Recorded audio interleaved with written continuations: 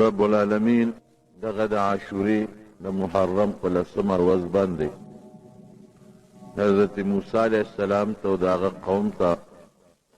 د فرعون ظالم نه نجات ورکړ او د هغې د سترګو پړوان دی د موسی علیه السلام او د بني اسرائیلو دشمن فرعون سره د لوی لښکر برباد کړ. پکار دا وه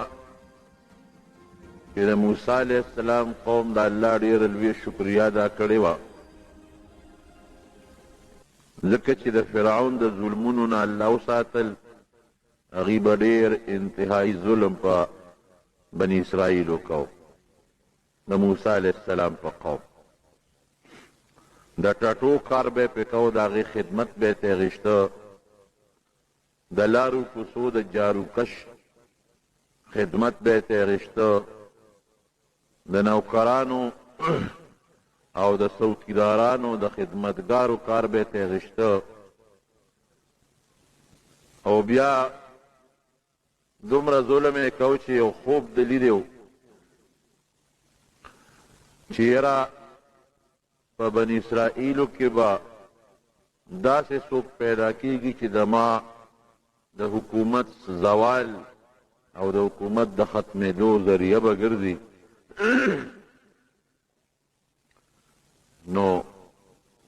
قوم سره مشوره وکړه، مشرانو سره هغې دا رایه ورکړه چې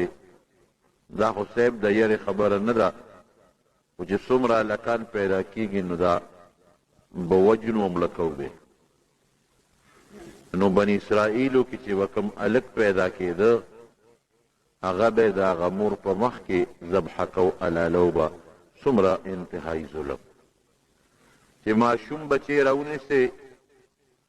او د مور په مخ کې د هغه په مرۍ چاړه راکاږي،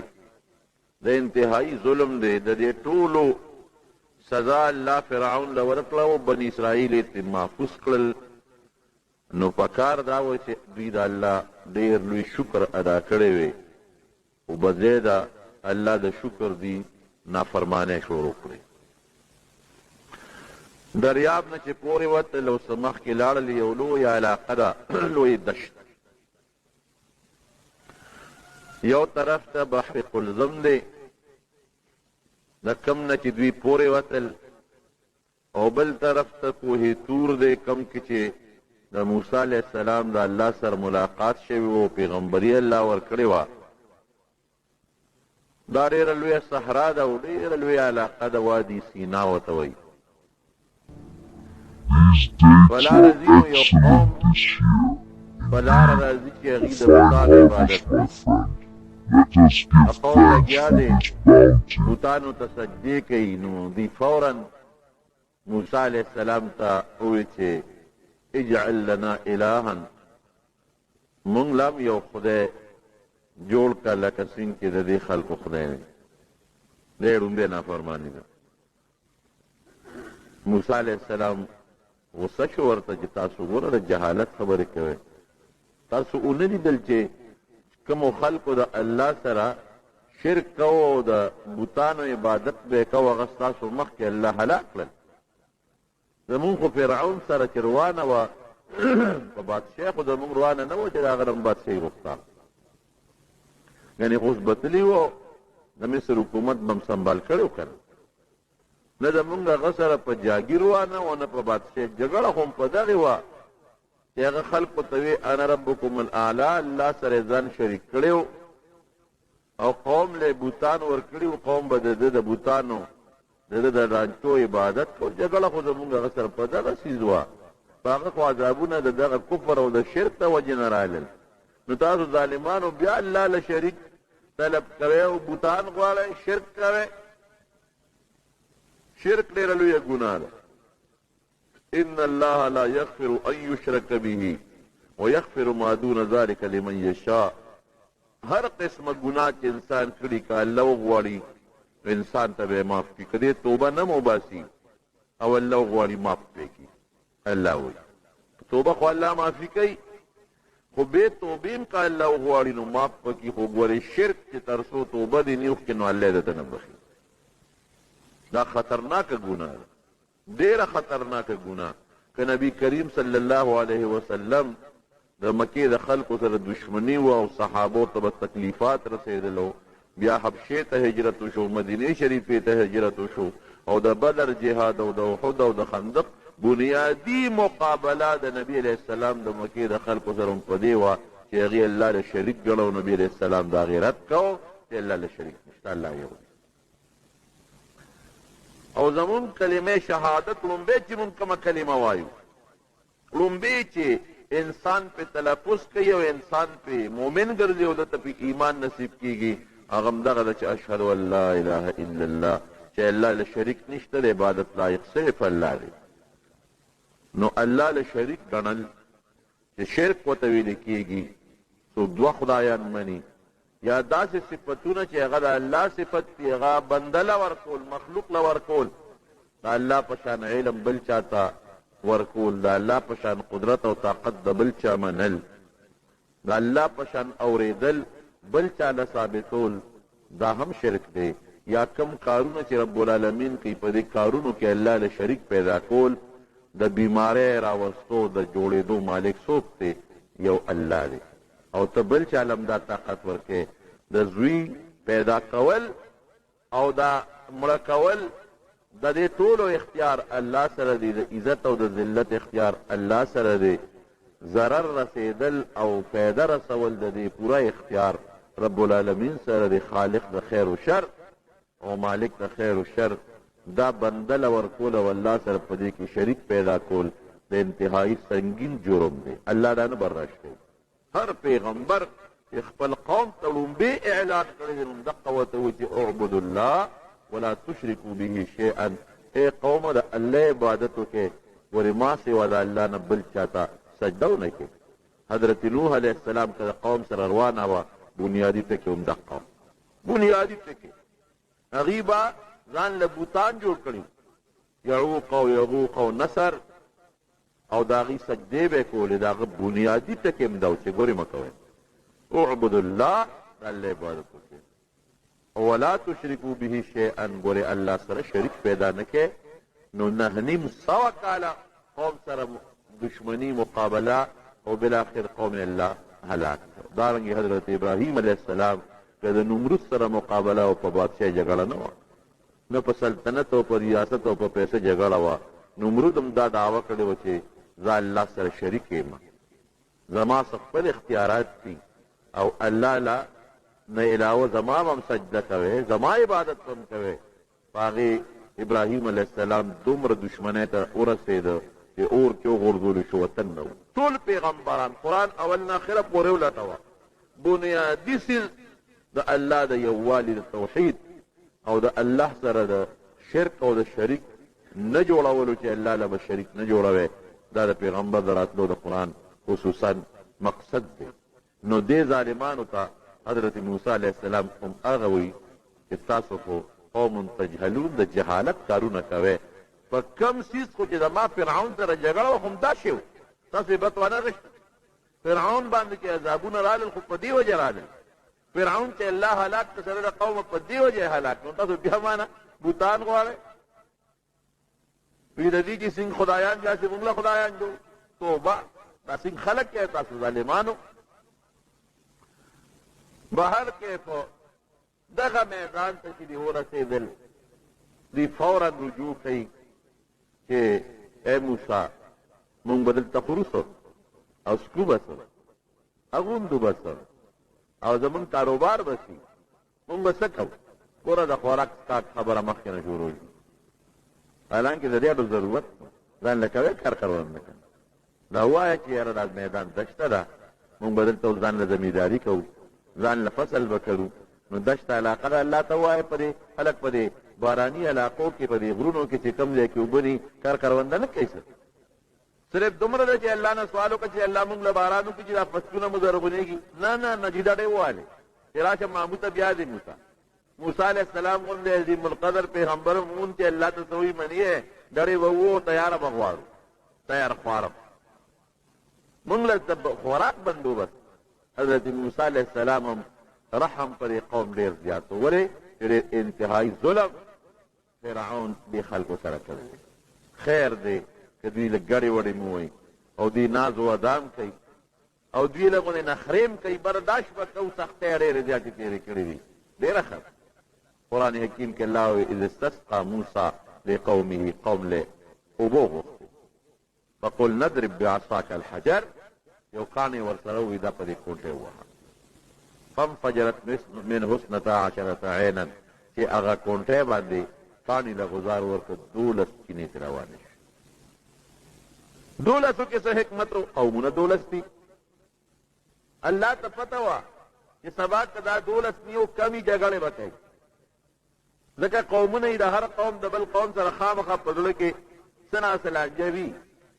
راشه 12 چینې به شي او 12 نهرونه به شي هر قوم به خپل نهر استعمالوي بل سره جګړه به نه کوي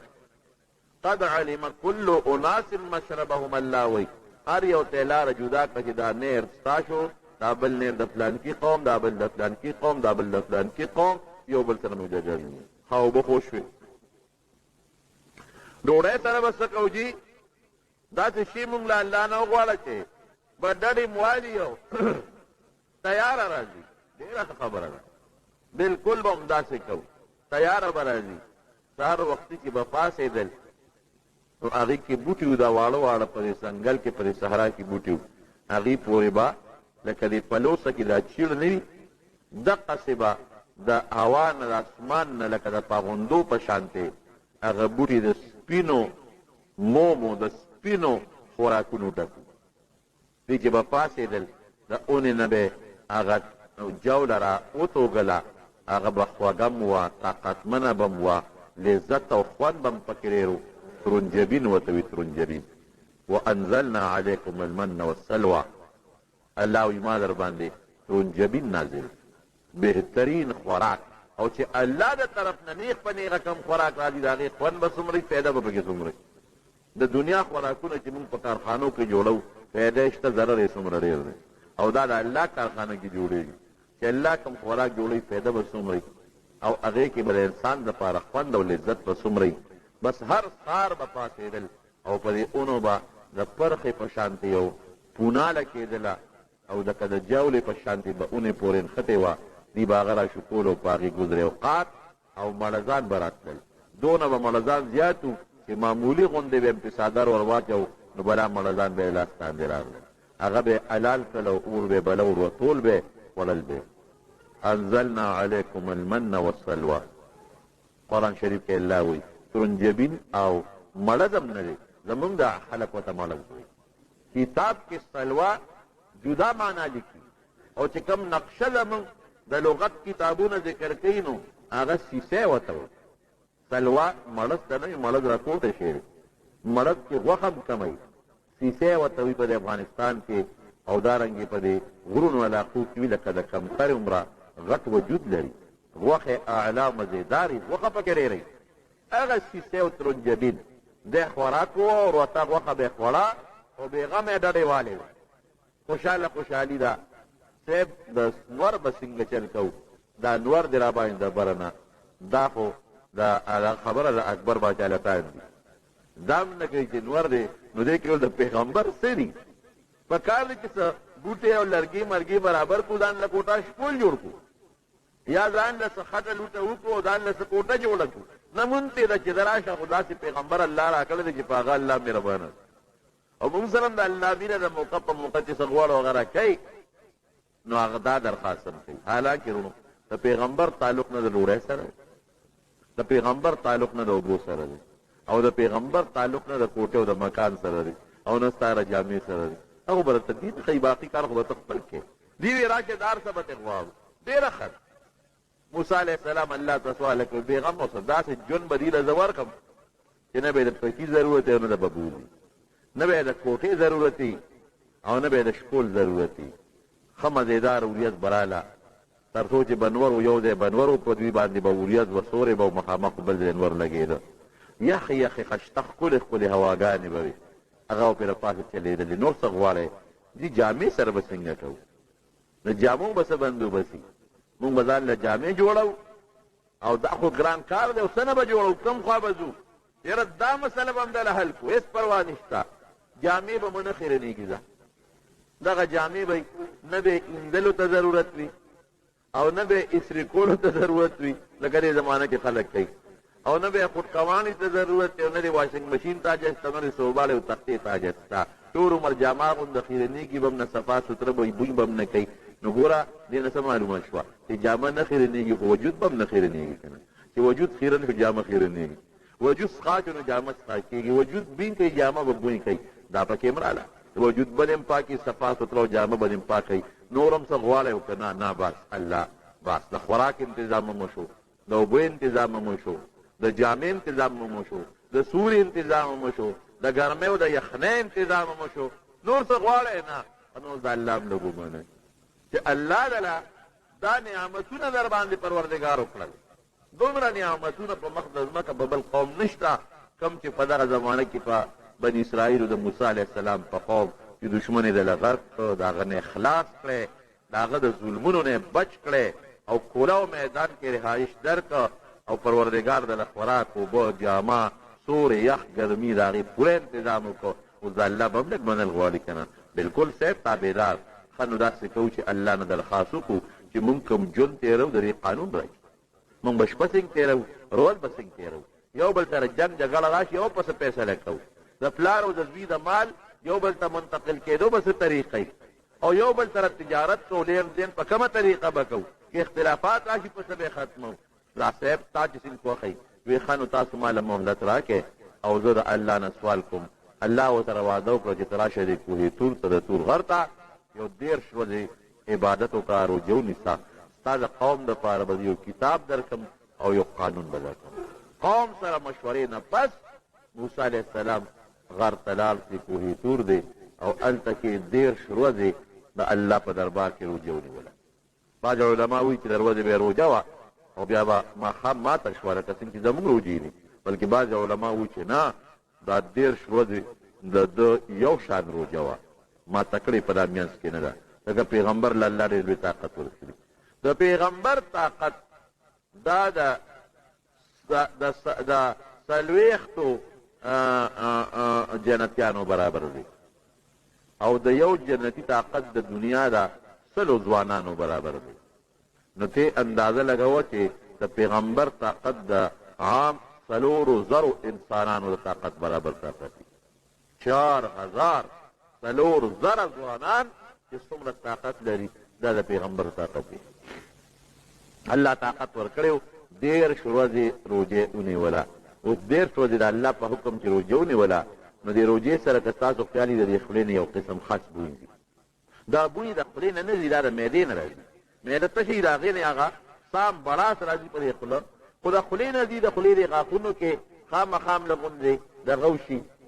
غیرنوالی راشي. نو ده ویې چې داسې به وکړمه چې الله له ملاقات لږم چې د خوله هم صفا کړم، غاښونه هم صفا کړم. نو د مسواک و حضرت موسی علیه السلام او ډېر مضبوط مسواک یې و خولې پاکه کړه چې پروردګار ته هغه مخصوص ځای ته ورغې او الله ته التجا کوي تا مسواک ولې ووه ما چې الله خوله مې پاکه شي، د خولې بوی مې ختم شي، خولې نه بوی مې تا ته پته نه لګي چې د جدار د خولې بدبویي په ما د مشک و عنبر نه اعلی او مزیداره لګي. تا باندې خو ما روژه ډېر خو د دې دپاره ونیوله چې ستا د خولې نه دغه بوی روان شي او دا بوی په ما خشته مزیدار لګي. نو هغه چې کوم اعلی بوی باندې په مسواک لري که 10 ورځې بیا روژه کړه، 40 ورځې 10 ورځې موسی علیه السلام نوره روژه ونیوله. 13 چې پوره شوې هلته قوم په سوچ و بچار کړي چې مونږ ته خپل پیغمبر 13 ورځې پوره یادې کړې وې. دا خو 13 نه خبرې زیاتې واورېدلې. نو په قوم کې خو هر قسمه خلک دي. د موسی علیه السلام په قوم کې یو کس و سامري ورته وایي، د هغه خپل نوم هم موسی و، د ده موسی نوم. او عجیبه دا ده د الله د قدرت ته سړی حیران شي. موسی علیه السلام فرعون کور ته لاړ او فرعون یې تربیت وکړ، الله تعالی ته پیغمبر جوړ. دغه موسی چې سامري دی دی هم مور په هغه کال پیدا شو چې په کم کال باندې به فرعونیانو د بني اسرائیلو ماشومان وجل. مور یې وړه چې زما مخکې الالۍ راشه چې د بیابان کې به وغورځوم. نو بس که مړ شو بیابان کې په 400 کل زما د سترګو وړاندې خو بني بیابان کې وغورځو یو ځنګل کې مور یې راله هلته الله جبریل علیه السلام مقرر کړ د دې ماشوم تربیت کوه والله الله عجیبه نظام جبریل علیه السلام به راته او دغه موسی سامري تربیت یې کو کافر ته جوړ لوی کافر وموسی الذي رباه جبریل کافر هغه موسی چې جبریل علیه السلام یې تربیت وکړ هغه نه کافر جوړ شو وموسی الذي رباه فرعون مرسل هغه موسی چې فرعون یې تربیت وکړ هغه پیغمبر جوړ شو دا یو عجیبه نظام دی د الله ښایي د پیغمبر کور کې څوک پیدا کېږي دا نوح علیه السلام په کور کې د هغه بچې پیدا شو کافر او کله د کافر په کور کې رب العالمین څوک پیدا کړي د ابوجهل کور کې اکرمه پیدا شو اکرمه د پیغمبر علیه السلام جلیل القدر لوی صحابي دی لوی صحابي دی جوړ شو پلار یې څوک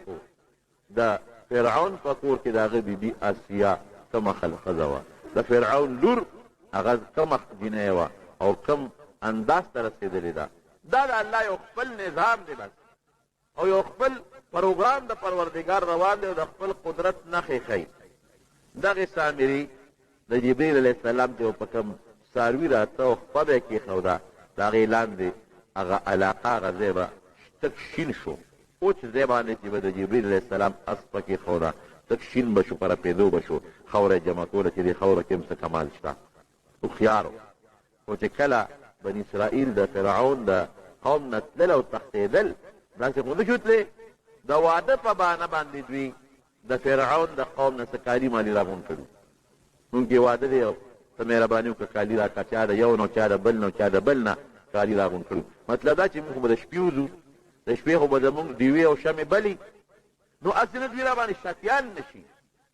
نو دا به دوی به وایي چې دا خو پکې ودونه دي او مونږ نه کالي او زیورات کړي دي نو شک پې نه ځکه ویښ دي او شمې ډیوې بلې دي چې پکې واده دی هغه کالي خو دوی سره و فرعون او قوم کې هلاک شو سامري وشو دې قوم ته وایي چې دا مهرباني وکړې چې دا کالي راغونډ کړې دا خو حرام دي دا خو د فرعونیانو د قوم دي او دا مال راکړې چې موسی علیه السلام راشي نو بیا به د هغه نه تپوس کوو چې دې سره څه وکړو اوس یې راغونډ کړې قوم هم وایي چې واقعي هارون علیه السلام یې په خپل اعتماد کې واخېست وایي چې یو دا کالي خو راغونډول پکار دي ځکه دا خو پردي کالي دي او حرام دي راغونډ به کو کې به چې موسی علیه السلام راشي هغه نه ورته تپوس وکړو چې دې سره موږ څه وکړو سامري ځان سره کېښودل ده به د کالو جوړولو کار کوو دا لوبه یې وکړله چې هغه کالي یې ټول ویلې کړل او د په ځمکه کې یو قالب جوړ کړ د خټې د سخي په شکل کې هغې کې دا واچولو ویلې کړل او د سخي یو شکل یې جوړ کړ او دننه یې ډاټ کټاړه او کومه خاوره چې ده سره د حضرت جبریل علیه السلام د اس د خپو وه هغه یې پکې منځ کې ور واچوله چې ور واچوله د هغې اوازونه جوړ وکړل لکه څنګه چې سخی اواز کوي سړي له موقع په ګوتو ورله بعضې خلک وي داسې چې هغه ځان ته وایي مسلمان خو د زړه نه اسلام نه یې خوښ بعضې سړي ځان ته مسلمان وایي د زړه نه اسلام نه یې خوښ یا بعضې سړی دی چې ځان ته مسلمان وایي عبادت نه شي کولی هغې له باندې جوړوي کله به یو مونځ پورې خاندي او کله به زکات ته ټکس وایي او کله حج پورې خندا به کوي او کله به روجې پورې خندا کوي وایي ځان ته به مسلمان وایي خو یاره عبادت نشي کولی عبادت سره شوق نشته بانې به لټوي نو چې کومو ایتونو کې د عبادتونو ذکر دی هغې کې نقصانونه پیدا کول او په هغې خلک بدګمانه کول دغه رنګې سامري مقومون ته لا ملګري ځان له پیدا کړل وایي ګورئ موسی علیه السلام تللی دی کوهي تور ته خدای پسې ګرځي او خدای دلته راغلی تاسو دا دې ولیدل که نه دا ګوره د سرو زرو نه جوړ دی او مې کې چغې وایي دا د غوا بچی خو نه دی او نه د غوی بچی دی دا خدای دی نو ګوره دې خو مخکې په اړه کې هم دغه شرک هغه بیماري پرته وه د کفر هغه مرض یې اړه کې پروت و په کوم قوم به تېر شو چې شرک کوي دوی به مو دړو خار اختی ده چې مونږ هم داسې یو بوتي چې مونږ سجده ورته ولګوو ما درته مخکې ووایي بس بعضې کسانو فورا د هغې عبادت شروع کړي واقعي خدای خو دلته راغی او عبادت شروع کړو هارون علیه السلام په قوم کې موسی علیه السلام پرېښی دی دا قوم ته ورته مینت کوي چې ګوره مه کوئ دا شی انتظار وکړئ موسی علیه السلام نه موسی علیه السلام خو مونږ ډېر شوه دی تېر ویلې وي وعده خلافي یې وکړه چا وې مړ دی چا وې خدای ته رک شوی دی لویه مسله جوړه شوه څوک عبادت کوي د سخي څوک یې نه کوي هغې لګیا دي هغه خلکو ته تبلیغ کوي چې داسې مه کوئ څوک خاموشه دي چې وروره مونږ غږ نه کوو تر څو چې موسی علیه السلام نه راغی هلته موسی علیه السلام چې الله سره ملاقات وکړه الله ورته الوی چې ته خو دلته خو قوم دې ګمراه شوی دی دا لنجې شوی ده او الله ذوالجلال تورات وله ورکړه هشتا دا الله کتاب په تختو لیکلې غونډې ورکوي ها دا ستا کتاب دې کې ما د عبادت طریقې درته ښولې دي چې په کومه طریقه به زما عبادت کوئ کم عبادت به کوئ دې کې ما د ژوند د تېرولو چل درته ښولې چې زندګي او ژوند به څنګه تېروئ جګړه م پېښه چې په څه به یې ختموئ او دې کې ټول ستاسو د دنیا د ژوند د تېرولو نظام او دې کې زما د راضي کولو چې کومې طریقې دي عبادتونه هر څه پکې پراته دي زه وړه قوم دې ګمراه دی خراب شوی دی چې څنګه دې راغې قوم ته او قوم یې وکتل اوس به لوی قصه جوړه ده اوس خیر او قوم عبادت کوي حضرت موسی علیه السلام په لاول په خپل ورور ورمنډه کړی هارون علیه السلام اگر چې 3 کاله دا ورور ته مشر و ورور یې پیغمبر خو دومره دماغ اوس کار نه کوي چې ته ما پرېښودې نو تا نه قوم ولې ګمراه کېده ما پسې ولې نه راتلې دا تاسو چل کړی دی هغه د دې سر نه او د ګیرې نه کلک ونیو او ورته وایي لا تأخذ بلحیتي ولا برأسي ای زما وروره ما سره وګیره مه نیسه د مور زویا ته ته څه کې دشمن په ما خوشحاله ما خپل وس کړی دی خپل نصیحت مې کړی دی چې نه مني زه څوک هم ورسره او د غصې نه هغه تورات هغه تختې په ځمکه ترې پرېوتلې کېښودلې بیا ویې غورځولې غصه دی دماغ کار نه کوي چې دا څه شوي دي او فورا ورغې هغه سکی راواغېسته چې تاسو دې ته خدای وی ورېږې ورته ته ښیمه چې دا خدای دی او که دا مخلوق دی تیلې یې ورته که ویې سوځو که دا خدای وی نو ځان دې بچي د سوځېدو نه کړه خلک خو پوه شو چې واقعي موږ څه غلطي کړې ده موږ څلوېښت جرم کړی دی هغه که خدای وي نو خدای به څنګه سوځي دا خو دا وي وسوځېد او سامري ته وایي تا دا چل ولې کړی دی تا هم نه پرېږدم تا هم برابر وم وایي ما خو نور څه نه دي کړی خو دا غزلو نه مې سکی جوړ کړ قبضت قبضة من اثر الرسول د جبریل علیه السلام د قدم خوره وه همې پکې واچوله دا چلې جوړ زه څه خبرې دي ولې دي د سجدې کولې زه یاره وایي تا وجنم نه تاله داسې سوال د الله نه کومه چې ټول عمر هم دغې سرګردانه ګرځې ته به ګرځې او تا باندې به داسې خارق لګېدلي چې نه به درته څوک نږدې کېږي او نه به چاته نږدې کېږي او چغې به وایي چې لا مې سات ګوتې مه راوړه ورې ما له ګوتې راونه ځه ستا دپاره دا سزا ډېره ده خطرناک جرم دی که نه لوی سنګین جرم او لویه سزا ده لکه یو سړی چې مړ شي هغه مړه دی نه مرګ ښه دی چې بل شي خو به زب بېغمه شو نه به مرې او نه به رغېږي حقه بیماري پرې ولګېدله د څرمنې نه به یې څښا اوبه بهېدلې دانې پرې وختلې او چا به ګوتې ور وړې وی دردېږم لا مې ساس لا مې ساس ما له ګوتې را ونړی ګورې ما ته را نږدې نه شي نه چا ځان ته پرېښوده نه څوک ور نږدې کېدل ډېره موده په دغه حال کې جمدې و بیا مردار مړ شو قوم یې موږ څوک وو موږ به څه چل کوو ځکه چې موږ خو د سپي عبادت وکړو زموږ خو توبه ده بیا به نه کوو ګوره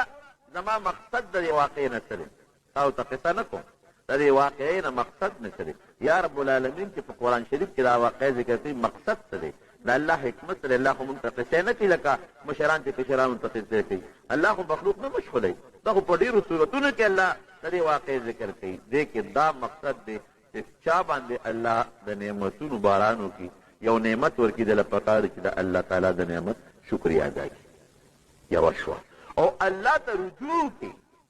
د دنیا دا نعمت مستقل شی نه ګڼي چې دا به زما دپاره همیشه وي پکار دی چې دې د الله د دې نعمت نه فایده والي او الله ته رجوع کړي چې خدای شکر دی زه ستا شکر ادا کوم نن په موږ څومره د پروردګار نعمتونه دي مار لړم الله سره جنګ کولی شي چې د دې مار لړم ولې پیدا کړم دارنګې که موږ خدای دا د ځنګل درندګان پیدا کړی وي موږ خدای سره څه کولی شو د ټولو نه مخکې خو ګوره انسان پیدا بیا د خدای پاک هم باندې دا ښکلی شکل درکړه او بیا الله مسلماني درکړې ده ټول وایي الحمدلله که موږ کافر وې نو بیا به موږ ته هغه شی خوښو کل حزب بما لدیهم فرحون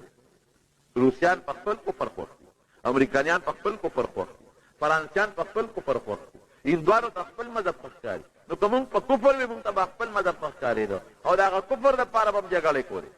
نو ګور پروردګار موږ ته اسلام راغی اسلام نه پس داسې امت الله وګرځولو کنتم خیر امت اخرجت للناس په ټولو امتونو کې بهترین امت د نبي کریم صلی الله علیه وسلم امت دې نه بهترین د الله بل نعمت شته ټولو خلقو نه نبی علیه السلام فرمایي چې زما امت په ټولو امتونو کې اخیري امت دی او جنت ته به د ټولو نه مخکې دی دا د خدای رحم دی که نه او نبی علیہ السلام فرمایي وی چې تاسو به د ټولو جنتیانو په نیمه په جنت کې د آدم علیه السلام نه واره تر عیسی علیه السلام پورې څونه قومونه دي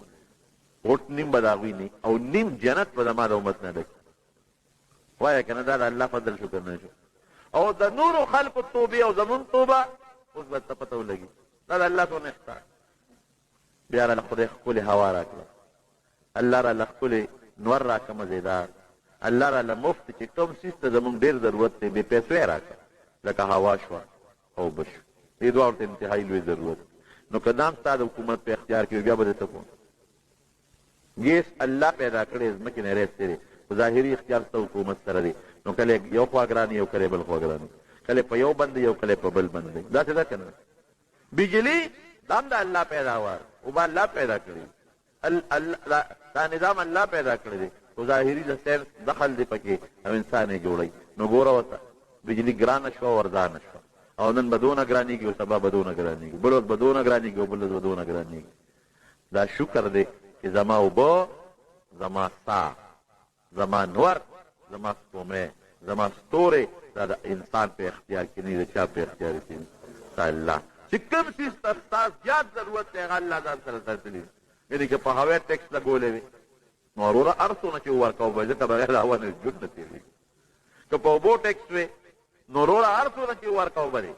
ولې بغیر اوبو نه ژوند نه تېرېږي که د انور په رڼا ټیکس وي د سپومۍ رڼا باندې ټیکس وي نو دا خو ستا د هغې نه بغیر ژوند نه تېرېږي هر څه چې دی کل ځان به دې خرڅوو بچې به دې خرڅوو خو دې به دې پیدا کول دا د الله څومره لوی احسان دی ډېر لوی احسان او بیا خصوصا زمونږ د خلکو په مسلمان چې کوم نور احسانات دي خپل بچي د سره یو ځای اوسېږي خپلې ښځې د سره یو ځای اوسېږي خپلې لوڼه د سترګو د لواندې وي الحمدلله ستا او ستا د لوڼو او ستا د ښځې او ستا د بچو پاک ژوند دی پاک صفا ژوند تاسو ورشئ جاپان ته لاړ شئ امریکې ته لاړ شئ برطانیې ته چې دا خلک ورته نن د ډېر لوی عزت په نظر ګوري چین ته لاړ شئ روس ته لاړ شئ چې خلک ډېر لوی د عزت په نظر ګوري هلته کې د سړو ژوند ګورئ قسم دی جړه بدلېدل هغه خلک په خپله زندګۍ ستومانه دي یو انسان خپله لور په خپل اختیار کې نه کوم خدای چې د لور خوښه یې ځي به د په مخ کې به روان وي دا څه ژوند دی خپله ښځه یو انسان په خپل اختیار کې نه چې په کوم طرف ته ښځه لاړه او چا سره ووتله دا څه ژوند دی خپله خور د یو سړي په اختیار کې نه او ستا مخکې ستا خور ستا د لاس نه وځي دا څه ژوند دی ما د یو ملګري خبره کوله جاپان کې لوی تاجر تجارت کوم وایي ما مونږ سره یو زنانه روانه وه هغې مونږ ته څه څیزونه اخېستل نو دا هلته کې دا خلک چې کوم شی الې بس هغې ته به ووایه به در سره کارخانې ته ځي او دوکان ته به ځي سودا به درته کوي په ژبه هم هغې کېږي یو زنانه را سره یو جنۍ روانه وه او وایي زه مونږ تلو په دې کې بجلی پوړی وي نو وایي دا زنانه په پوړو مونږ سره ختله او بل طرف ته نورې پوړی را روانې دي په هغې کې بله یو زنانه را روانه وه وایي د هغې ته وکتل دواړه یو بل ته ډېر په غور وکتل وایي چې بره وختو نو دا جنۍ ما ته وایي چې که اجازت وي ما له یو منټ تاسو را کولی شئ وایي موږ چې بلکل چې په پوړو کوچ کړو هغه بله ښځه روانه وه هغې سره ملاقات وکړي یو بل یې ښکل کړل یو بل ته تر غاړه وتل او فورا بیا مونږ پسې راغلي هغې خو د اوقاتو د ټیم ډېر پابندي کوي مونږ ته بیا هم روزه به چې ستاسو منټ دوه درې ما ضایع کړله او چې خفه نه شئ مونږ نه خفه کېږو خیر خو دا تپوس درنه کوم چې دا څوک په دا خدای زما مور وه دا زما مور وه نو څنګه تا دا مور سره سوال جواب کوم نو که میلاو شوې وایي 20 کاله پس زما د مور ملاقات وشو دا اوس تاسو لیدو 20 کاله په ټلیفون مې ورسره رابطه کېږي زه هغې سره په رابطه کوم ما سره رابطه کوي 20 کاله پس دغه پوړو کې زموږ دغه ملاقات تاسو ولید حیران شو چې نه ته د مور ملاقات له نه دی ستا ملاقات له نه را ځي ما سره دومره ټایم نشته چې د هغې ملاقات ته لاړه شم او نه هغې سره دومره وخت چې زما ملاقات ته راشي دا ژوند دی تاسو وایه زه رښتیا وایم دا خو ژوند نه شو که یوازې زمونږ دا خلک ازادۍ ته ژوند وي ازادۍ ته ژوند وي ټیک ته تا ته به ازادي میلو شي نو عارضي د ګناه اجازت به د سرکار د طرف نه تا ته میلو شو د الله د طرف نه نه لیکن په دې سوچ وکړه چې ستا ته یو ته اجازت میلو شو ته به ګناهونه کې ستا په کور کې ستا ښځه او ستا خویندې او ستا لوڼو ته هم دغه اجازت میلو شو که نه ای به څه کوي په دې چا سوچ نه دی کړی ټول انګلینډ لندن او دا خلک سپي ساتي ما چا نه تپوس وکړ مې دا سپي ولې اخبار عجیبه خبره دي کړې و مخکې ورځو کې د امریکې عدالت ته یوې ښځې رجوع کړې ده یو میاشت دو میاشتو مخکنۍ خبره ده هغې کې درخواست کړی دی عدالت ته چې زما لور ده په هغه په سپی باندې خرچه کوي بلا پیسې پرې لګوي او زه مور یم ما له 2 روپۍ نه راکوي په ما خرچه نه کوي او چې څه ګټي په سپی لګوي سپی ساتلې ده او په هغې کې لګیا ده او د هغه سپی خدمت کوي او پیسه هم پرې لګوي او دارو درمل کوي زما دارو تاجت دی ډوډۍ تاجت دی زما پوټې خیال نه ساتي عدالت ته عدالت هغه لور یې راوغوښتله چې واقعي داسې ده یو بلکل په سپی ته څومره خرچه کوې دومره خرچه کوې د دې مور تا باندې حق نشته په دې مور خرچه نه کوې وې سپی زما د مور نه خوښه ده په هغې ځکه زیاته خرچه مور باندې څه اوس تاسو نه تپوس کوم جومات کې ناست دا تاسو د قسم دا ژوند دی او جنت داسې زندګي ده نو ما تپوس وکړم سپي ولې دا خلک ساتي وې دا د شغل دپاره بل څه شته نه زوی ورسره نشته لور ورسره نشته خور ورسره نشته رور ورسره نشته فلیټونو کې اوسېږي ځان له یو کوټه کې اوسېږي دغه سپي ساتلي په هغې خپله مشغوله کوي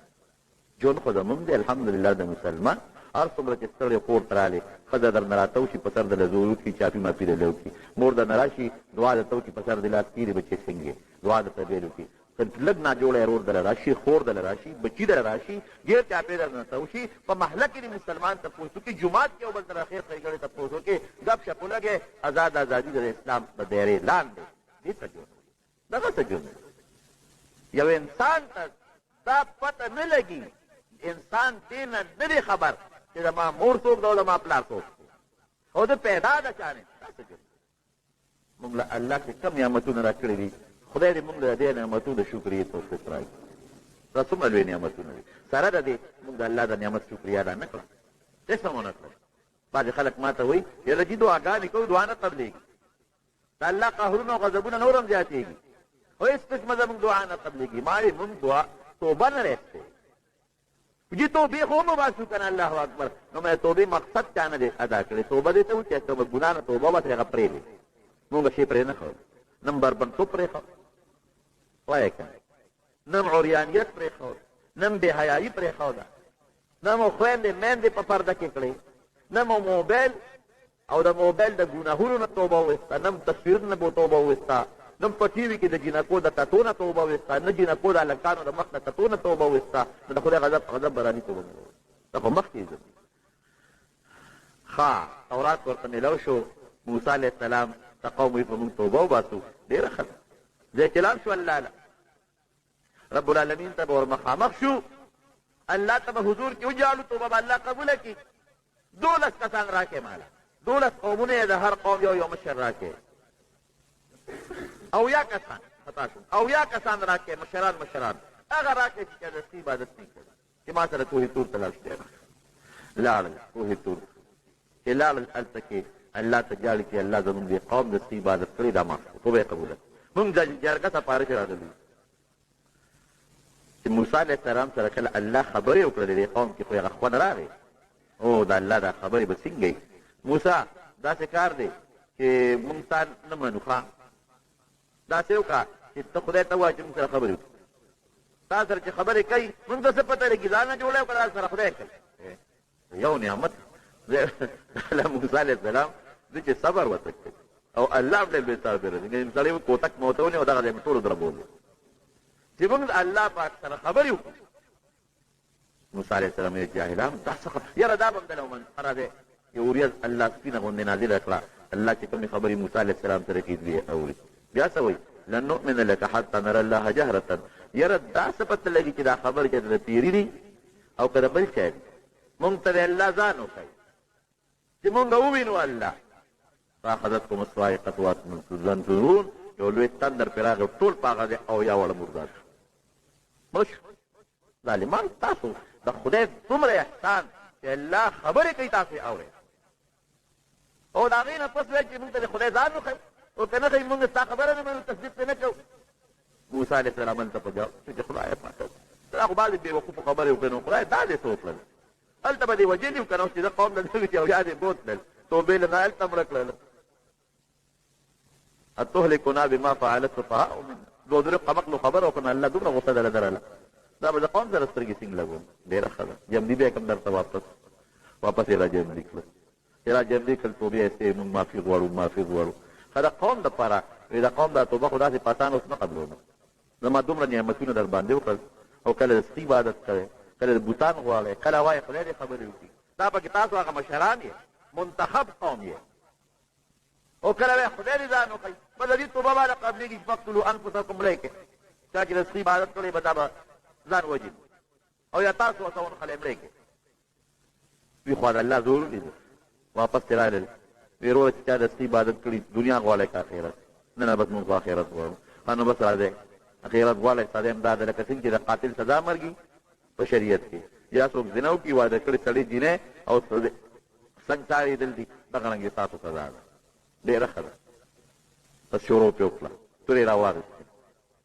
هلته موسی علیه السلام خدای ته په جواب چې الله که دا خلک ټول مړه شي نو زما د حکومت په چا چلور مو دا دین به مې څوک قبلوي او د عبادتونه به څوک کوي نو څه په هغوی کې مړه شو په بني اسرائیلو کې بعض علماء مفسرینو لیکلي دي چې په یو ورځ په والو ټکولو او یو زره کسان پکې مړه شو نور الله توبه قبوله کړه معاف شو چې توبه قبوله شو معاف شو اوس به څه کېږي اوس داسې وکړئ چې ځای شام ته شام کې بیت المقدس دی او په بیت المقدس باندې یو جابر قوم د عمالقه د هغې حکومت دی لاړ شئ هغې خلکو سره جهاد وکړئ او د الله د کور نه د جابر قوم وباسئ او دغه ملک ستاسو په حواله رونو نه ورته پولجي ډېره خبره دا خواتان خبرو خو دنیا خلک شمېر نه وتی او داسې چې یو څپېړه ده دا ټول خلک د بیت المقدس نه ونه باسو مونږ به د ښې نه یو زندهباد سره روان دي موسی علیه السلام هارون علیه السلام چې مخکې دی او دوی ورپسې دي چې هغه کلي ته ورسېدل یو ځای کې دمه کوي موسی علیه السلام ته وایي ګوره د جهاد په څه طریقې که نه وي بلاول به یو څو کسان ولیږو چې معلومات وکړو چې دا خلک څنګه اوسېږي څنګه خلک دی څنګه نه دی لار رو ګودر برابر کړو بیا به مونږ جنګ کوو موسی علیه السلام ډېر 12 کسان د هر قوم مشر یې واغېسته وي تاسو لاړ شئ او تاسو د عمالقو کورونو کې چکر ولګئ په دې علاقه پوره جاسوسي وکړئ بیا راځئ دا مشران دا چې لاړل عمالقه پرې پېښ شو دا خو څوک دښمن جوړ راغلی دی او بلا قوم زمونږ د کلي خوا کې سره دیره دی یو کس راغی دا 12 واړو ته یې چوکه ونیوه او 12 واړه یې په مخه کړل او په یو کوټه کې بند کړل او ډېر لوی پهلوانان او مضبوط خلک مشر ته یې پېښ کړل چې مجرمان جاسوسان هم نیولي دي دا وجل غواړي هغې ورته ویل مشر نه وجنې مه دا څه وکړې دا پرېږدې خپل قوم ته به لاړ شي زمونږ د طاقت بیان به ورته وکړي هغې به ویرېږي حملې نه وبچ چې څنګه رالل موسی علیه السلام ته یې الو چې صاحب خو ډېر تکړه خلک دي بهادر یې څونه تکړه دي که دا یو ډېر هم پهلوانو د 12 مقابله کړي کوم ځای کړي لیکن دا بې خوند دی موسی علیه السلام دوی ته وایي دا څه وکړې دا ته غږ مه کوئ تاسو بې غوښتوب کړې تاسو بزدلي کړې ده څوک چې خبر نه کوي او موږ زه حمله کوو په دې باندې ما سره الله وعده کړی چې دا کلي به مال الله راکړي مثلا الله او تاسو د فرعون مثال ونه دي خدای غرق نه کړ هغه قوم الله غرق نه کړ ما سره به الله وعده کړې ده او دې خدای نښې د الله لیدن وی کنه ښه ډېره ښه ده 2 کسه د موسی علیه السلام په خبره پاتې شو هغه 10 کسان په قوم کې وګرځېدل چې ګورې پام غږ مه کوئ خو ډېر زور خلک که لاړې ټول وجي موسی علیه السلام چې دې ته بیا ووایي چې څنګه چل به کوو جهاد دپاره تیارې کوو ګوره څومره سپک لفظ اختیار کړو قرآن شریف کې الله وایي اذهب انت وربك فقاتلا انها هنا قاعدون من جنگ نه نګرو هغه تو خدای دې پېښې او جګړې پېښې زه تو خدای دې جګړې کوي موږ همدلته ناست موږ دا کړی نه دی پکار او نه زموږ بیت المقدس پکار اوس وایه تاسو فیصله وکړئ د الله نعمتونو ته وګوره او د دې سپېرو هټ ډرمې ته وګوره هم لیدل او دویم اوس که مونږ یو خدای دې مسافره داسې حالاتونه خو مونږ نه پیغمبر لیدلی د پیغمبر معجزې خو مونږ په سترګو نه دي لیدلي او بیا هم الحمدلله منو پیغمبر مو په سترګو نه لیدلی الحمدلله بیا هم منو دې خو پیغمبر په موقع ورسره موجود دی د هغه معجزې ویني هغه د کانې نه اوبه یې ولیدلې هغه ترنجبین او هغه سیسې یې ولیدلې د جامو هغه نخرینوالي ولیده کوهیتور کې د الله خبرې واورېدې هغه ملک واپس جمدي شو ارس یې ولیدل او سره د هغې دونه نافرماني بس الله وی تاسو نه په مرګ نه په کوتک کې سپېرو بس یو فیصله ده چې تاسو وایه دا دی ښه دی نو تاسو باندې دا مقدسه ځمکه بیت المقدس 40 کالو لپاره بند شو حرام شو در باندې همدې ځمکه کې به ګرځئ نه به یو خوا تللی شئ نو بل خوا تللی شئ زه سپېرو چې څنګه ستاسو دا کم جون وخت هم دقسې به وي 40 کاله په هغه دشتو بیابان کې د دوی ژوند شو 40 کاله او دا ډېره لویه تقریبا چې دا 90 میل یو طرف او 27 میل بل طرف لس کم 100 میله یو اوږدوالی او 20 میله پلنوالی دا لویې دشت علاقه را بس دا تاسو دې کې به یې دې نه بار بنوځئ نه وتې شي. الله یو نظام دی، نه انتقالات وکړو نه ورته جیل ته دوی به پاڅېدل چې موږ ځو ماښامه پورې چکر به یې ووه ماسخوتنه پورې چې ستړي به شو یو ځای کې به وده شو چې واپس به را پاڅېدل قمپاق په زړه ځای به موجود و چې کوم ځای نه به روان شو. موسی علیه السلام خو پیغمبر دی خو د جدا کېدی نه شي. هارون علیه السلام پیغمبر د جدا کېدی ته نه شي، هغوی هم ورسره په هغه ځای کې وفات شوي دي. 40 کاله الله دا سزا وله ورکړه. دا ولې وروڼو د الله د نعمت قدر نه کوي،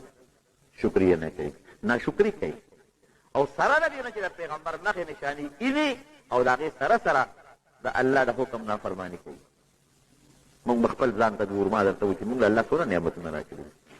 شکر دی الحمدلله. قرآن غوندې لوی نعمت الله موږ له راکړه. موږ قرآن له هغه توجه ورنه کړه کومه توجه چې موږ د دنیا کتابونو له ورکوو. دا که نه رښتیا خبرې کوو، خفه کېږئ د سکول او د کالج کتابونو له چې موږ څومره توجه ورکوو، دا همره توجه موږ د الله کتاب قرآن له ورکړه او راته پته چې زموږ کامیابي په قرآن کې د به دغه کتابونو کې نه ده. ټیک ده د سکول او د کالج د تعلیم نه تا شریعت نه منې کوي، ته وایي کوه. بې د ډاکټران هم ژوند نه تېرېږي، بغیر د انجینران هم ژوند نه تېرېږي، بغیر د زراعت د مهارت هم ژوند نه تېرېږي او د دنیا د کاروبار نه بغیر هم ژوند نه تېرېږي. لیکن د خدای کتاب له خو هم څه نه څه وخت ورکول پکار دي که نه چې ته 8 ګنټې او 9 ګنټې د دنیا کتابونو له ورکې 1 ګنټه خو د خدای کتاب له ورکړه. ته چې انګریزي د دنیا د پیسو لپاره او د دنیا د کاروبار لپاره زده کوې او 12 کاله وله محنت او خواري کوې، نو د خدای د کتاب دپاره تا د عربۍ څو ټکي یاد کړه. ته چې شکسپیر او د دغې خلکو قصیدې او د هغوی هغه نظمونه یادوې، ولې ما نه پکې امتحان اخیستلی کېږي د انګریزانو، نو تا د خدای د قرآن څومره صورتونه یاد کړل. د دنیا ژوند خو بیا ارضي ژوند دی چې بل طرف ته بل روان او راته ښه پته ده پلانکې سړی ولاړ مړ شو، پلانکې وټسې وکړ مړ شو، پلانکې قبر کې پروت او دا ټول موږ منو چې ځمکه پاتې، جایداد پاتې، کور پاتې، بچي پاتې، هر څه پاتې. دا منو موږ دې نه موږ څوک انکار هم نه کوو، نه دې موږ انکار کړی دی خو نه دې کولی شو موږ انکار. کم از کم الله په موږ احسان دی، موږ خدای له څومره ټیم ورکړ، د خدای د پیغمبر د خبرو دپاره موږ څومره وخت ورکړ، قرآن له موږ څومره ټیم ورکړ. زما ټیک ته بېشک ما درته مخکې وویل چې زما د دغه دنیا تعلیم ته ضرورت شته، خو ستا 4 بچي دي نو 3 هغې ته که خیر دي، یو قرآن ته که زه نیم په نیمه نه کې په کار خو دا ده چې 3 قرآن ته کې یو وخت واچوي. زه داسې هم نه کې نیمه یې که نیمه هم نه کې یو خو پکې الله قرآن ته که ته به خپل کور کې دین په سر راولې. تبلیغ والا حضرات ته یو چې 3 ورځې په میاشت کې ولګوه، 3 ورځې ولګوه، نو 3 کم یو میاشت خپل دنیا له ورکړې 3 تا ورکړي دی. د خدای کتاب سره موږ جوړ پیدا نه کړ، د پیغمبر کتاب له موږ توجه ورنه کړه او موږ شروع سینه به ډبو، فخر به کوو چې زه مسلمان یم او چې زما ملک ته وطن د مسلمانانو دی او چې ما سره د الله طاقت دی. څه طاقت دی؟ تا د الله لوی طاقت دی، خو ستا ملګرتیا دې وخت کې نه کوي. ان تنصروا الله ینصرکم، که تا د الله ملګرتیا وکړه دین مرسته وکړه الله به ستا مرسته کوي. قرآن خو داسې ته ځان خدای ته نه نږدې کړې او د الله نه یې د امداد تمه کړې، سوال نه پیدا کړې. ترې ما سره مینه نه کړې، زه تا سره څنګه مینه هېڅ قسمه توجه موږ د خدای کتاب له ورنه کړو. اخبار باندې چې موږ څومره ټایم ضایع کوو، په اخبار څومره اجرو له اخبارونه راځي، څومره دوکانونو له اخبارونه راځي، څومره نوجوان طبقه روزانه اخبار او اسرائیلي ګوري. دغه اخبار نه چې موږ څومره ټایم ورکوو د هغې نیم موږ د الله کتاب له ورکړی دی. زه رښتیا وایم نه دی ورکړی. 1 ګنټه 2 ګنټې موږ په اخبار لګوو اول نه اخره پورې، اداریې بیا ګورو اول نه اخره پورې، نو 10 منټه خو د خدای د کتاب تلاوت له ورکړه، نیمه ګنټه خو د خدای د کتاب تلاوت له ورکړه. پردی ژبې زده کول ټیک ته اهمیت د انکار قطعا نه کوم، انګریزي دې زده کړه، اردو دې زده کړه، د دنیا لپاره زده کړه او ضرورت دې ورته بېشکه زده کړه. نو چې ته 12 کاله هغې له ورکړې، نو یو کال کې یو بچی پرې د خدای کتاب باندې پوهېږه که نه. یو ځای کې د قرآن شریف ترجمه کېږي، دا بچی خو دې ولېږه چې دلته خو څه وښایي که نه. یو استاد ته خو یو بچی کېنوه چې ځي دلته یو حدیث در ولې ښایي یو، او قسم دې ما قسم په ممبر د پاسه وخوړو چې د انګریزۍ د زده کول نه عربي زده کول اسانه دي. قرآن ژبه مو زده نه کړه، اخبار باندې 15 ګنټې تېرو، قرآن باندې مونږ نیمه ګنټه ونه لګوله، 15 منټه مونږ ونه لګو. جومات ته تللی نه وي چې جومات نه تښتو منډې وکړو. هغه چې کوم د دنیا ستا استادان دي، د دنیا بد عملی کوي، ستا د دنیا استادان که د دنیا بد عملی کوي، دا دې ونه وی چې دا استاد مې خراب دی، دنه زه د انګریزي نه زده کوم، دا استاد مې داسې دی او دنه زه د اسلامیات په سکول کې نه زده کوم، دا استاد مې داسې دی او دنه زه دا شی نه زده کوم. خو که ملا معمولي غوندې خوفېږي زه پسې مون نه کوم، دنه سبق نه ویم. دا شیطان درته په زړه کوي، هلته خو پیسې هم ورکوې په سکول کې په کالج کې دولت هم ورکوي استاد کې د عیب راونه وایي ته چې زما استاد چې د عیب د سبق دنه نه ویم بل کالج ته ځم بل سکول ته ځم استاد معمولي غوندې جومات کې امام 15 منټه مونځ وروسته کې پسې مونځ نه کوي د دې حساب کتاب به کېږي دا خبر یاد وساتئ دا سزا به مونږ له خدای دنیا کې هم راکوي آخرت کې به الله دې مساعد الله دې مساعد کړي خو د الله قانون روان دی نو الله قهر دی او الله غضب دی او توبې وباسو توبه خدا باندې چې ګناه پرېږده ګناه خو ما پرې نه کوي په خولې توبه توبه وایي چې څوک نه توبه نه بدو چې څوک خلکو مخکې وي توبه نه بدو چې څوک نه بیا عمله په بدو دا د موسی علیه السلام واقعه د ابراهیم علیه السلام واقعه او دا نور واقعات چې قرآن کې الله ذکر کوي د قصې دپاره نه چې تماش کړئ عبرت دپاره فاعتبروا یا اولي الالباب الله دې زموږ عبرت نصیب یو زمانه کې بني اسرائیل د موسی علیه السلام د زمانې نه پس لږه غوندې سرکشي پکې پیدا شوه د الله نافرماني یو قوم په الله مسلط که چې هغې ته عمالقه وایي هغې راغلل او په دې بني اسرائیلو باندې حملې وکړې او بني اسرائیل تقریبا ختم کړل دا د موسی علیه السلام د وفات نه پس خبره ده د بني اسرائیلو چې کوم عبادت خانې وې لکه زموږ چې جوماتونه دي دی روان کړل مکمل یې وغورځول او د هغې کتاب و تورات کوم چې په موسی علیه السلام باندې نازل و د الله کتاب لکه زموږ دپاره قرآن حکیم دی هغه تورات یې وسوده او ختم یې کړ او چې څومره د هغې تورات نسخې وې د چا په کور کې وې که په عبادتخانو کې وې که بازارونو کې وې هغه یې راایستلې او سوځولې به یې د مین نه تورات ختم کړ او چې کوم د بني اسرائیلو مشرانو که هغه د مذهب مشرانو او که هغه د سیاست او د قوم مشرانو ټول مړه کړل د بني اسرائیلو ډلې یې ختمې کړې ځای په ځای وتښتېدل او ملکونه یې وله تس نس کړل پیسې یې ترې واخېستې ښځې یې ترې بوتلې ماشومان بچي بوتلل هغه غلامان کړل ښځې ځان له وینځې کړې او بوډاګانې یې پرېښودل او چې کوم د جنګ ځوانان و هغه یې ټول مړه کړل ټول طاقت د بني اسرائیلو د عمالقو د لاسه تس نس شو یو غټه ابتلا پر رااله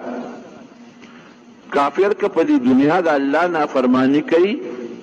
نو د هغې دپاره خاصم اخرت عذاب دی جهنم دی او مسلمان که دلته بدعمله شي او نافرمانی شروع کړي نو الله ولا عذاب ورکوي الله دې بني اسرائیلو له عذاب ورکړه او سخت خطرناک عذاب یې ورکړه پروردګار داسې کول چې د هغې کوم علما او کوم عبادت والا خلک وغه مړه شو مشران مړه شو خاندان نبوت چې د پیغمبره کوم خاندان و هغې کې یوه ښځه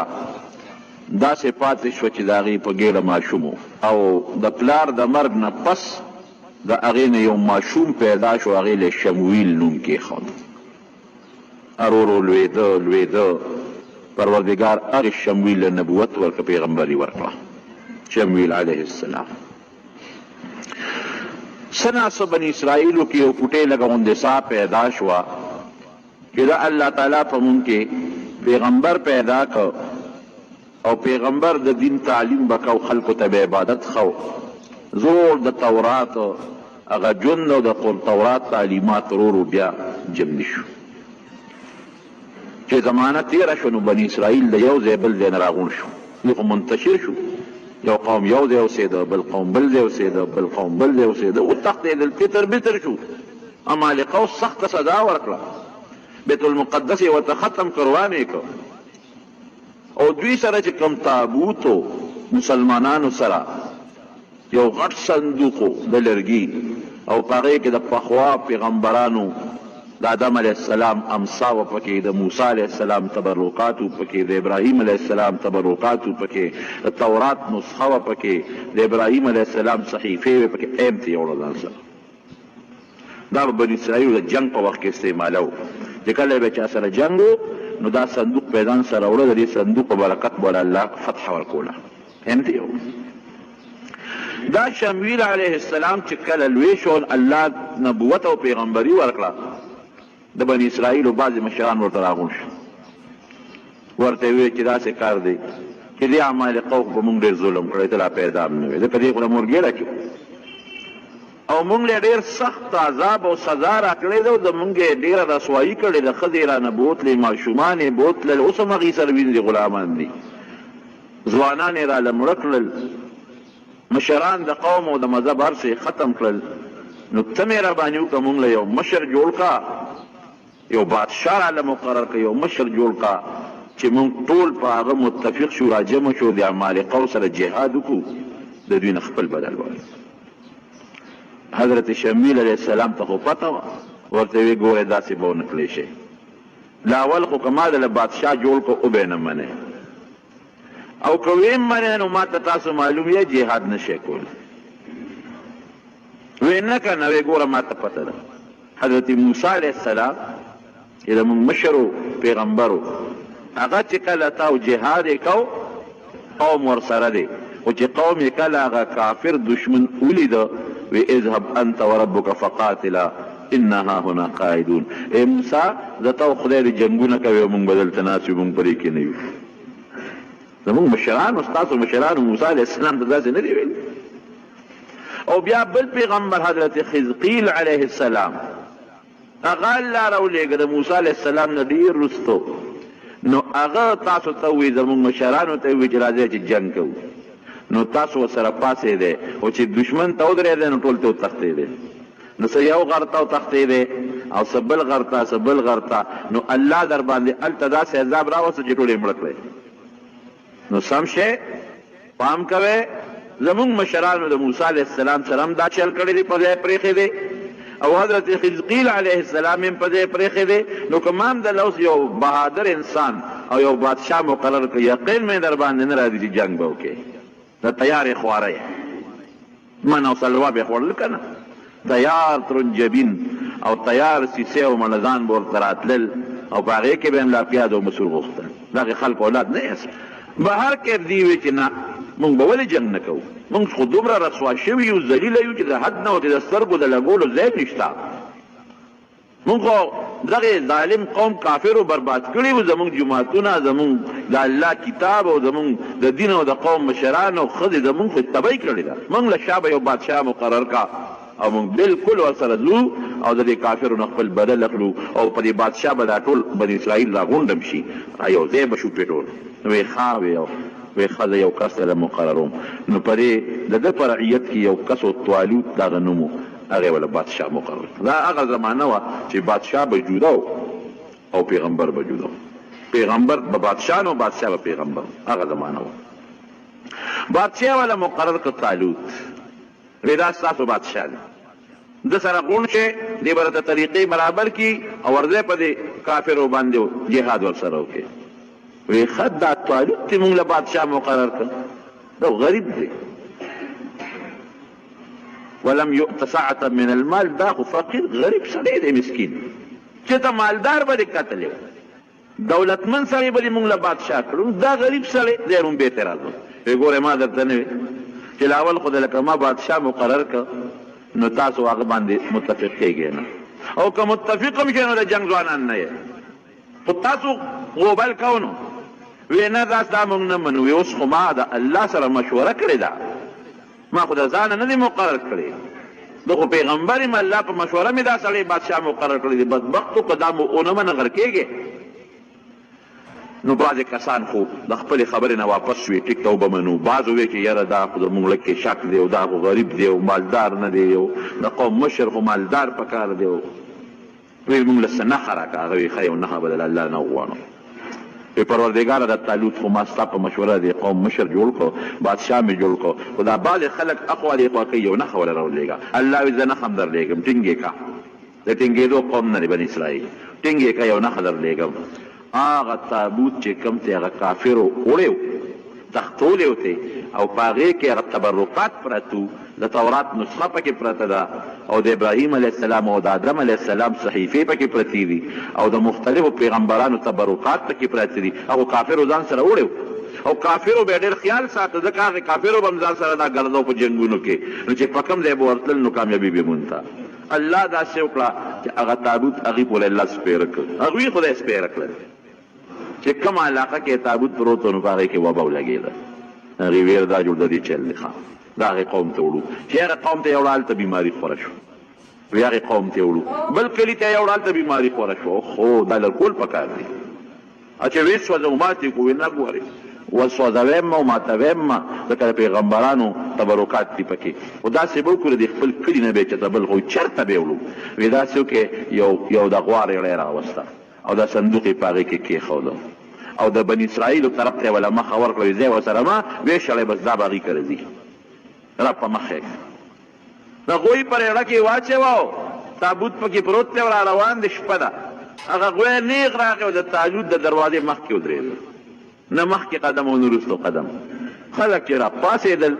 شمویل علیه السلام ته یې وویې چې تابوت خو دغه دی راغلی دی صندوق او خو په هغه غوی ریړه پروت دی او د توالوت د دروازې مخې ته ولاړ دی نه غوی مخکې دی نه وروستو ویې دا نښه شوه اوس منې ویې اوس یې منو بس اوس خو ځکه منو چې نښه راله او اوس به دا صندوق هم مونږ ځان سره ګرځو چې مونږ حمله کوو نو مونږ له به الله کامیابي راکوي لکه زمونږ مشرانو چې به دا ځان سره ګرځو الله به کامیابي ورکوله طالوت یې وله بادشاه مقرر کړ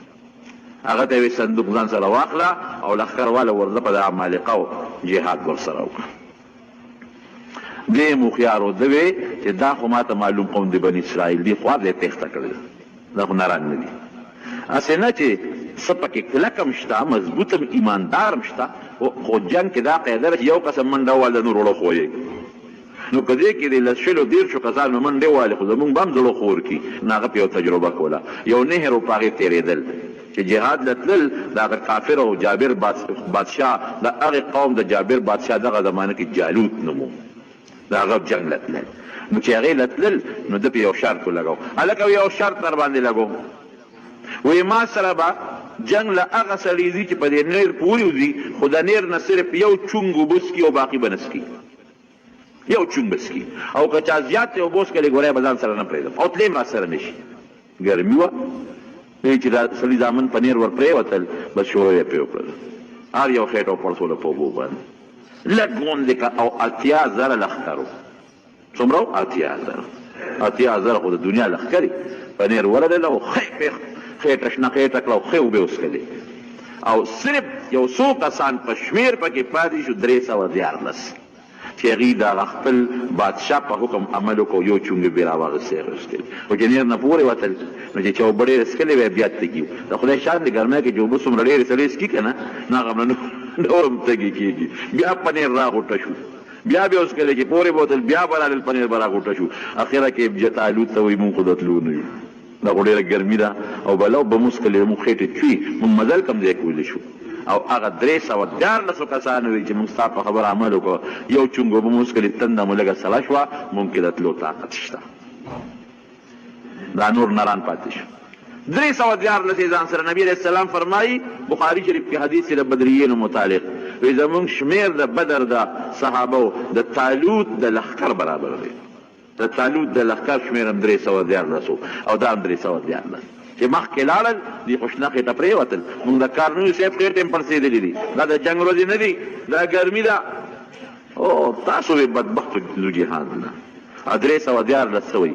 هغې دعا کوي ربنا افرغ علینا صبرا وثبت اقدامنا وانصرنا على القوم الكافرين یا الله مونږ له استقامت راکړي که مونږ ته هر څومره تکلیف پېښېږي خو چې مونږ صبر راکړي پیدا شي استقامت خپې هم کلکې کې چې ونه تښتو او الله د کافرو مقابله کې امداد به هم ته کوي څومره مزیداره دعا ده امداد به هم ته کوي او بیا یې خپل طالوت ته وایي مخه پکېږه کم من فئة قلیلة غلبت فئة کثیرة بإذن الله چې د الله امداد وي که نه نو کله وړه ډله هم په لویه ډله باندې بری موني مونږ له به الله امداد راکوي طالوت لغټ شو چې ځکه دغه د زرګاو لښکر رانه پاتې شو خو پاتې ښه دی داسې هم د جنګ نو دا به تښتېدل دا 314 هم خویول دا اوس مضبوط کسان پاتې شو جالوت چې راغی میدان ته 100,000 فوج ورسره 100,000 او خو مضبوط جوش کې رالل چې ښه بني اسرائیل خو ما تتر بتر کړي زما مشرانو د دې خو مونږ کتابونه او جوماتونه او مدرسې هر څه روان کړي دي دا خو مونږ ختم کړي دي دا بیا راشته شو راته او دې ته خو هم اطلاع وه چې اتیار دی خو چې ویې کتل نو قوم ته یې ویې اوملي د زما روبه نو ټولو تښتېدل او دغه 200-300 پاتې دي او دا به همداسې نه وجنی دا به جمدي نیسو او دې ته به مونږ چل ښو دا به موږ د دې ټولو لپاره د عبرت نمونې ګرځو. اللالو به جمدي به نیسو او دا ټول به پې یارو. خو جالوت ډېر پهلوانه مورونو، ډېر پهلوان او ډېر بهادر و. هغه زمانه کې خو ډز به د پهلوانۍ جنګ به د پهلوانۍ به توره به ورسره و، مخ په مخ به یو بل سره جنګېدل، پهلواني به یې کوله. داسې خو نه چې د لرې ځای نه یې ټوپک په څرخ کې نیولی دی او پټ ډزو کې وتښتې. دا جنګ نو، توره به ورسره و. هغه به میدان اوړه چې کم به ښه مضبوط پهلوان به و، بهادر به و. جالوت میدان کې راووتو او دې بني اسرائیل ته وایي تاسو نیکونو ته زموږ نیکونو سبق نه دی ښوولی، تاسو بیا راووتی میدان ته، بیا در کې ساو شوه. جنګ سره نه کوو، نیسو به او داسې به نیسو چې تاسو نه به موږ د عبرت نمونه به ګورو. او جالوت چې کوم بادشاه دی، زورورم دی، په دوی باندې دا خبره سره مو شو. دلته تعلوت الله ته سوال وکړو، یا الله هغه یو لک دی او زما دا خو 314 دی. الله موږ ستا په لار کې جنګېږو، که مړه شو نو شهیدان به شو او که جنګي پاتې شو غازیان به شو. د مجاهد څه دي؟ خو الله ته به راسره امداد کې. او یو اعلان یې وکړو، وی زما په لښکر کې چې چا هم جالوت مړ که فتح به الله موږ له راکوي. نیمه بادشاهي به م ورکوم او خپله لور به م وله ورکوم، نیمه بادشاهي به م ورکوم او زما لور شهزادګۍ هم ورته پنې کوي. دا اعلان دی. حضرت داود علیه السلام دغه وخت کې په دې لښکر کې دی او چې په لاره ته د مفسرین لیکي ځان سره کاڼي واغېستل، یو څو کاڼي را واغېستل او الک دی د شپږ ورونو سره ملګری دی. شپږ ورونه یې په دا جنګ کې وي، پلار یې په دا جنګ کې وي. او ده ته پلار وایي چې بچی ته خو کشر یې، ته شاته ودرېږه. وایي نه بابا زه هم د جنګ کې شرکت کوم. وایي ګوره شپږ ورونه دې پکې دي. وایي نه. خو چې جالوت راووته او دا خپل زور وباسي او دا چغې وباسي او په مسلمان دباو کوي، د پې ورغړ وایي او چې غوزار یې پې وکړ او هغه داسې و چې د سر نه خپو پورې په وسله کې پټ و. او چې غوزار یې پې وکړ د سر پې ولګېد، مردار پرېوت. داود علیه السلام مسلمانانو وی الله اکبر. او چې هغې قوم یې وکتل د جالوت خو زموره وپردېد او په یو غدار باندې مړ شو. نو دا قاعده ده چې مشر مړ شي د کشرانو خپې لږې غوندې وخوېږي. دې خوا پې د نورو حمله وکړه. الله داسې وکړه چې جالوت لښکر له مضبوط شکست میلاو شو، څوک مړه شو څوک وتښتېدل. وقتل داود جالوت واتاه الله الملک. الله وله بادشاهي ورکړه. طالوت ورته وی بس ستا سره زما فیصله شوې ده، زما لور به هم تاله در کوم، بادشاهي هم ستا شوه. هلته وله بادشاهي میلاو شوه، د بادشاه لور ورته میلاو شوه. دلته پروردګار ورته پیغمبري ورکړه. لومبې په مخ د ځمکه چې بادشاه هم وي پیغمبر هم وي، هغه حضرت داود علیه السلام دی. بادشاه هم شو پیغمبر هم شو. دې نه مخکې چې بادشاه به پیغمبر بنو او چې پیغمبر به بادشاه بنو. الله فرمای آتیناه څنګه دی، ما ولا علم او پیغمبري ورکړه، حکمت مې ولا ورکړه او ما ولا بادشاهي هم ورکړله. بادشاهي دواړه ورته میلاو شو. راغې بني اسرائیل یې را یوځای کړل. په بني اسرائیلو کې یو قوت او یو طاقت پیدا شو. مضبوط لښکر یې پروردګار هلاک کړ. هم 314 ښه. او د نبي علیه السلام د بدر چې کوم مجاهدینو هغه څومره وو، هم 314. بالکل داغه مجاهدینو خبر رښتونې شوه چې بعضې وخت کې وړله چې د الله امداد او د الله توفیق ورسره په لوی ډله باندې زور ورکېږي او غلبه کوي. الله ولا نبوت او بادشاهي ورکړه. اوسېده دا د موسی علیه السلام نه 1500 کاله پس دی تېر شوی دی. 1500 کاله پس. او د ابراهیم علیه السلام په نوسو کې راځي. ګوره د نبوت په خاندان کې دی. د یعقوب علیه السلام دوی د یهودا د هغه نوسې دی، د هغې په اولاد کې راځي. یعقوب علیه السلام په 12 زامنو د یهودا په اولاد کې دی. او یعقوب علیه السلام د پلار نوم اسحاق علیه السلام او د اسحاق علیه السلام د پلار نوم ابراهیم علیه السلام، د هغې اولاد کې دی. او پروردګار والله عمر هم زیات کړ.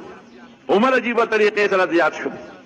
ګوره بادشاهي میلاو شو، پیغمبري میلاو شو. عمر یې لږ د 80 کاله د الله په علم کې په فیصله کې.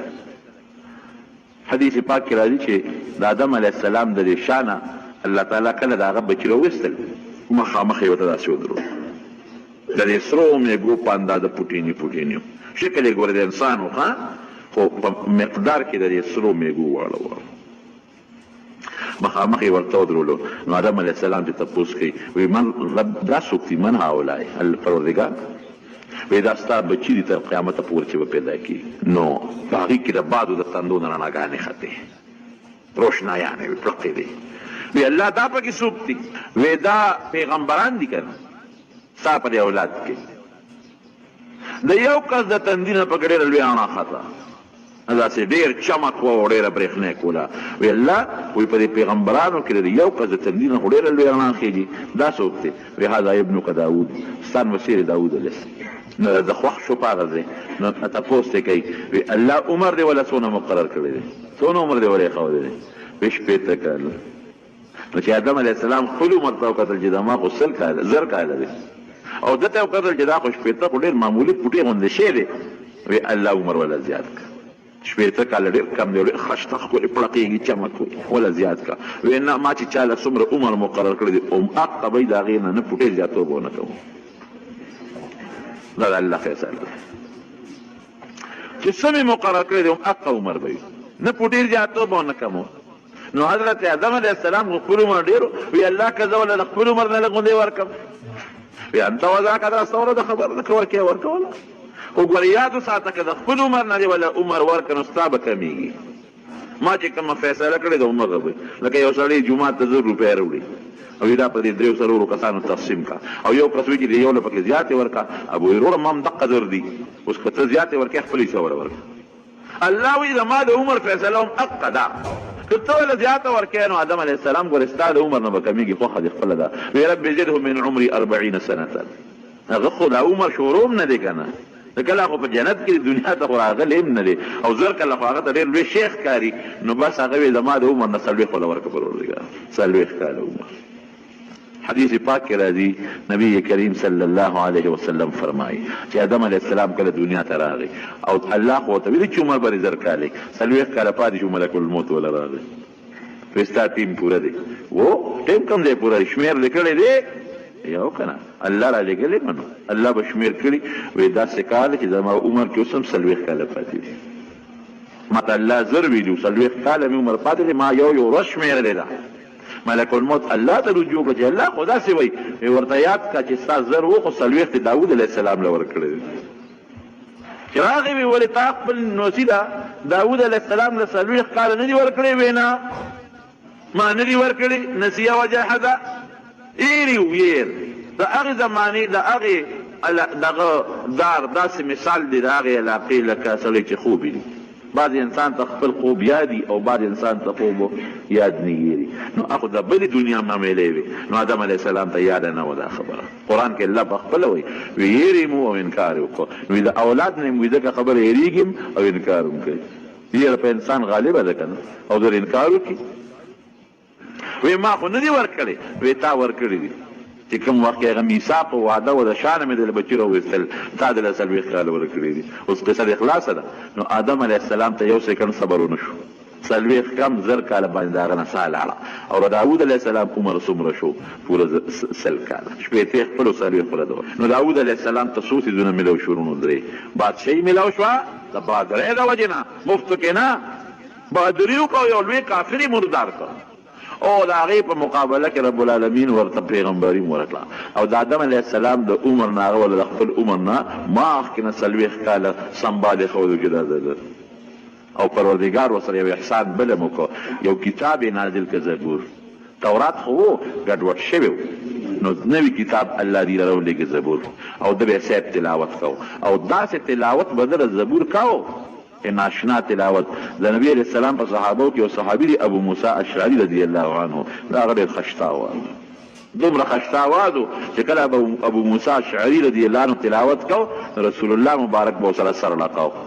ای ابو موسی وی داسې خشته مزیدار آواز الله درکړی دی لکه داود علیه السلام آواز چې څنګه ګوره پیغمبر علیه السلام د داود علیه السلام د آواز صفت کوي لحن داودی هغه په شان خشته آواز الله درکړی نو د داود علیه السلام آواز څنګه مزیدار او خشته و چې کوم ځای به تلاوت د قرآن شریف کو نو غرونو به هم ورسره زبور وي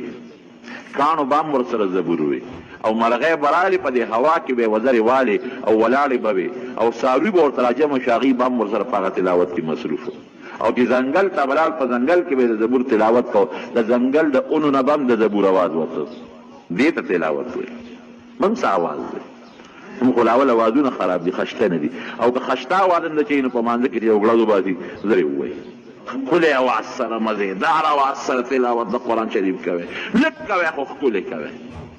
یو پو تلاوت وکړه یو رکو تلاوت وکړه خشته اواز سره وکړه مزېدار اواز سره نبی کریم صلی الله علیه وسلم فرمایي چې کوم وخت کې پیغمبر تلاوت کوي پیغمبر د قرآن شریف او په خشته اواز یې کوي الله ولې داسې توجه ورکوي چې دونه توجه بل شي نه ورکوي ښکلی اواز د الله لوی نعمت دی الله دې زموږ نصیب نو لږ تلاوت خو په ښکلي او خشته اواز سره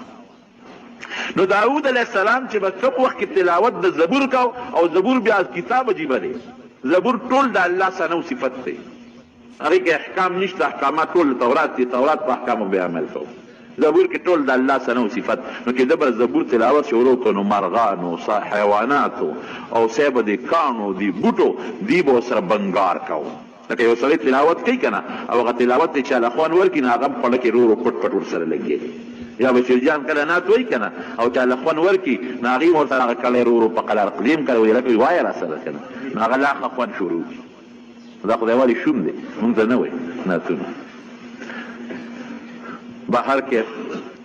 هغه د داسې خشته اواز الله ورکړو او الله ولا طاقت څنګه ورکړو نبی علیه السلام په خپله فرمایي حدیث کې راځي څه منګړت قصه نه ده چې نوکرانو ته یې حکم وکړو چې دا زین دا اس راته بار کې نو چې هغې به هغه اس باندې قطع اچوله او زین به یې پرې برابرو نو ده به تورات د زبور ختم کړی بیا دومره ساعت کې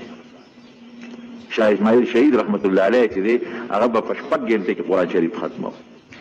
6 غنټې نو صاحب د هندوستان او د علاقې علماو او قاریان وایي دا چې څه کیدی شي 6 غنټې کې نبي علیه السلام خو فرمایي 3 ورځو نه مخکې به ختم نه کړي 6 غنټې کې یې څنګه ختمې هغه هغې قرآن شریف ځان سره لاس کې ونیو او د مازدیګر لمونځ چې وشو نو ده شروع وکړله الحمدلله شروع وکړه الحمدلله رب العالمین د ماښام بانګ یې نو ویلې چې والناس ته قرآن شریف ورسو هغې ورته او د قرت د اصولو مطابق د قاریانو علما ورته ناست دي هغې ورته ویې ته ویلې چې دا ستا کرامت دی نور چاته د اجازت نشته نو د داود علیه السلام په پیغمبرو د هغه خو دا معجزه وه معجزه ویلې ده چې دا عقل نه بار کار به پرې د پیغمبر نه صادرېږي نو چې هغې به ورته په اس باندې کت او زین برابرو او دې به ورته ختم نو تورات زبور به ختم کړي دی د اواز خشته والی عبادت به څنګه کوو نو چې نبي علیه السلام د کوم عبادت صفت وکړي نو هغه د صفت قابل یې کړي نبي علیه السلام فرمایي ویله داود علیه السلام مونځ ډېر مزېدار ډېر اعلی صحابه د الله رسول څنګه مونځ یو وی د شپې نیمه به خوب کوو لومبې نیمه حصه لکه 6 غنټې شپه شوه مثلا 6 غنټې نو 3 غنټې خوب 2 غنټې به پاسې د الله عبادت به وکړو نو بیا اخیري غنټه به بیا خوب کوو چې سهار دپاره دمه شي 3 حصه به د شپې عبادت او د کور خاوندانو باندې به څنګه عبادت کوو ده به وی زما دا عادت دی او دا مې طریقه ده چې زما په کور کې داسې ټیم نه چې د الله عبادت پکې نه کېږي نو خلکو باندې نمبر یې ښودی بچې ته به د سهار نه د 10 بجو پورې د سبا نه عبادت کې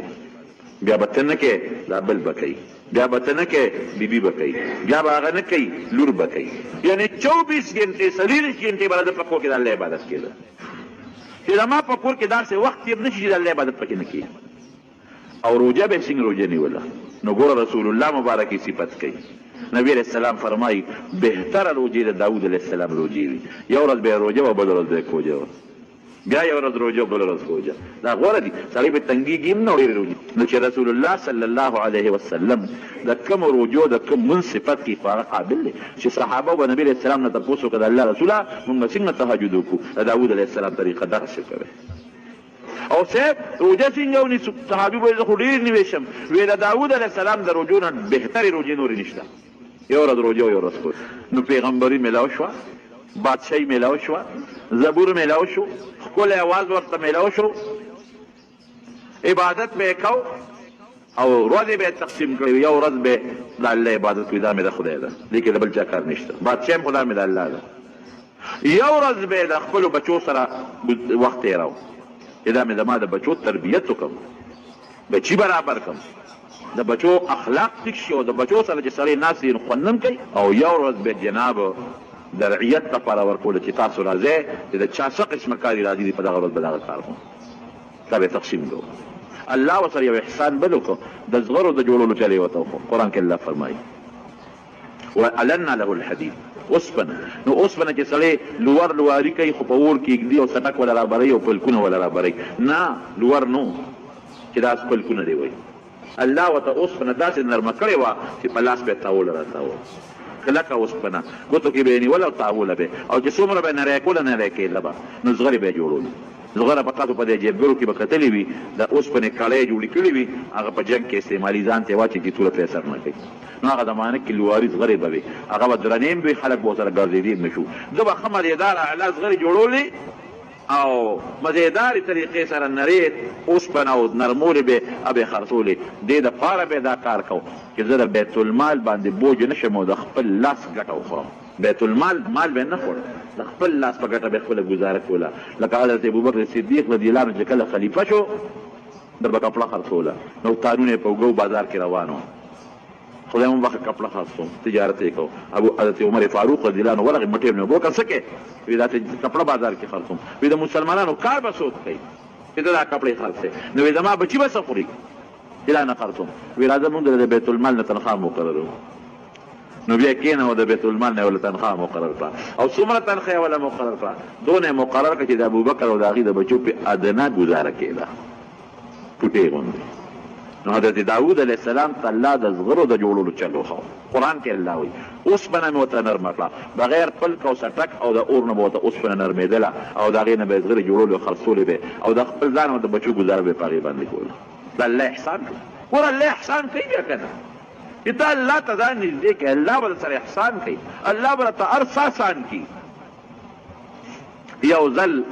په کور کې ناست دی لکې دا راله یاره وی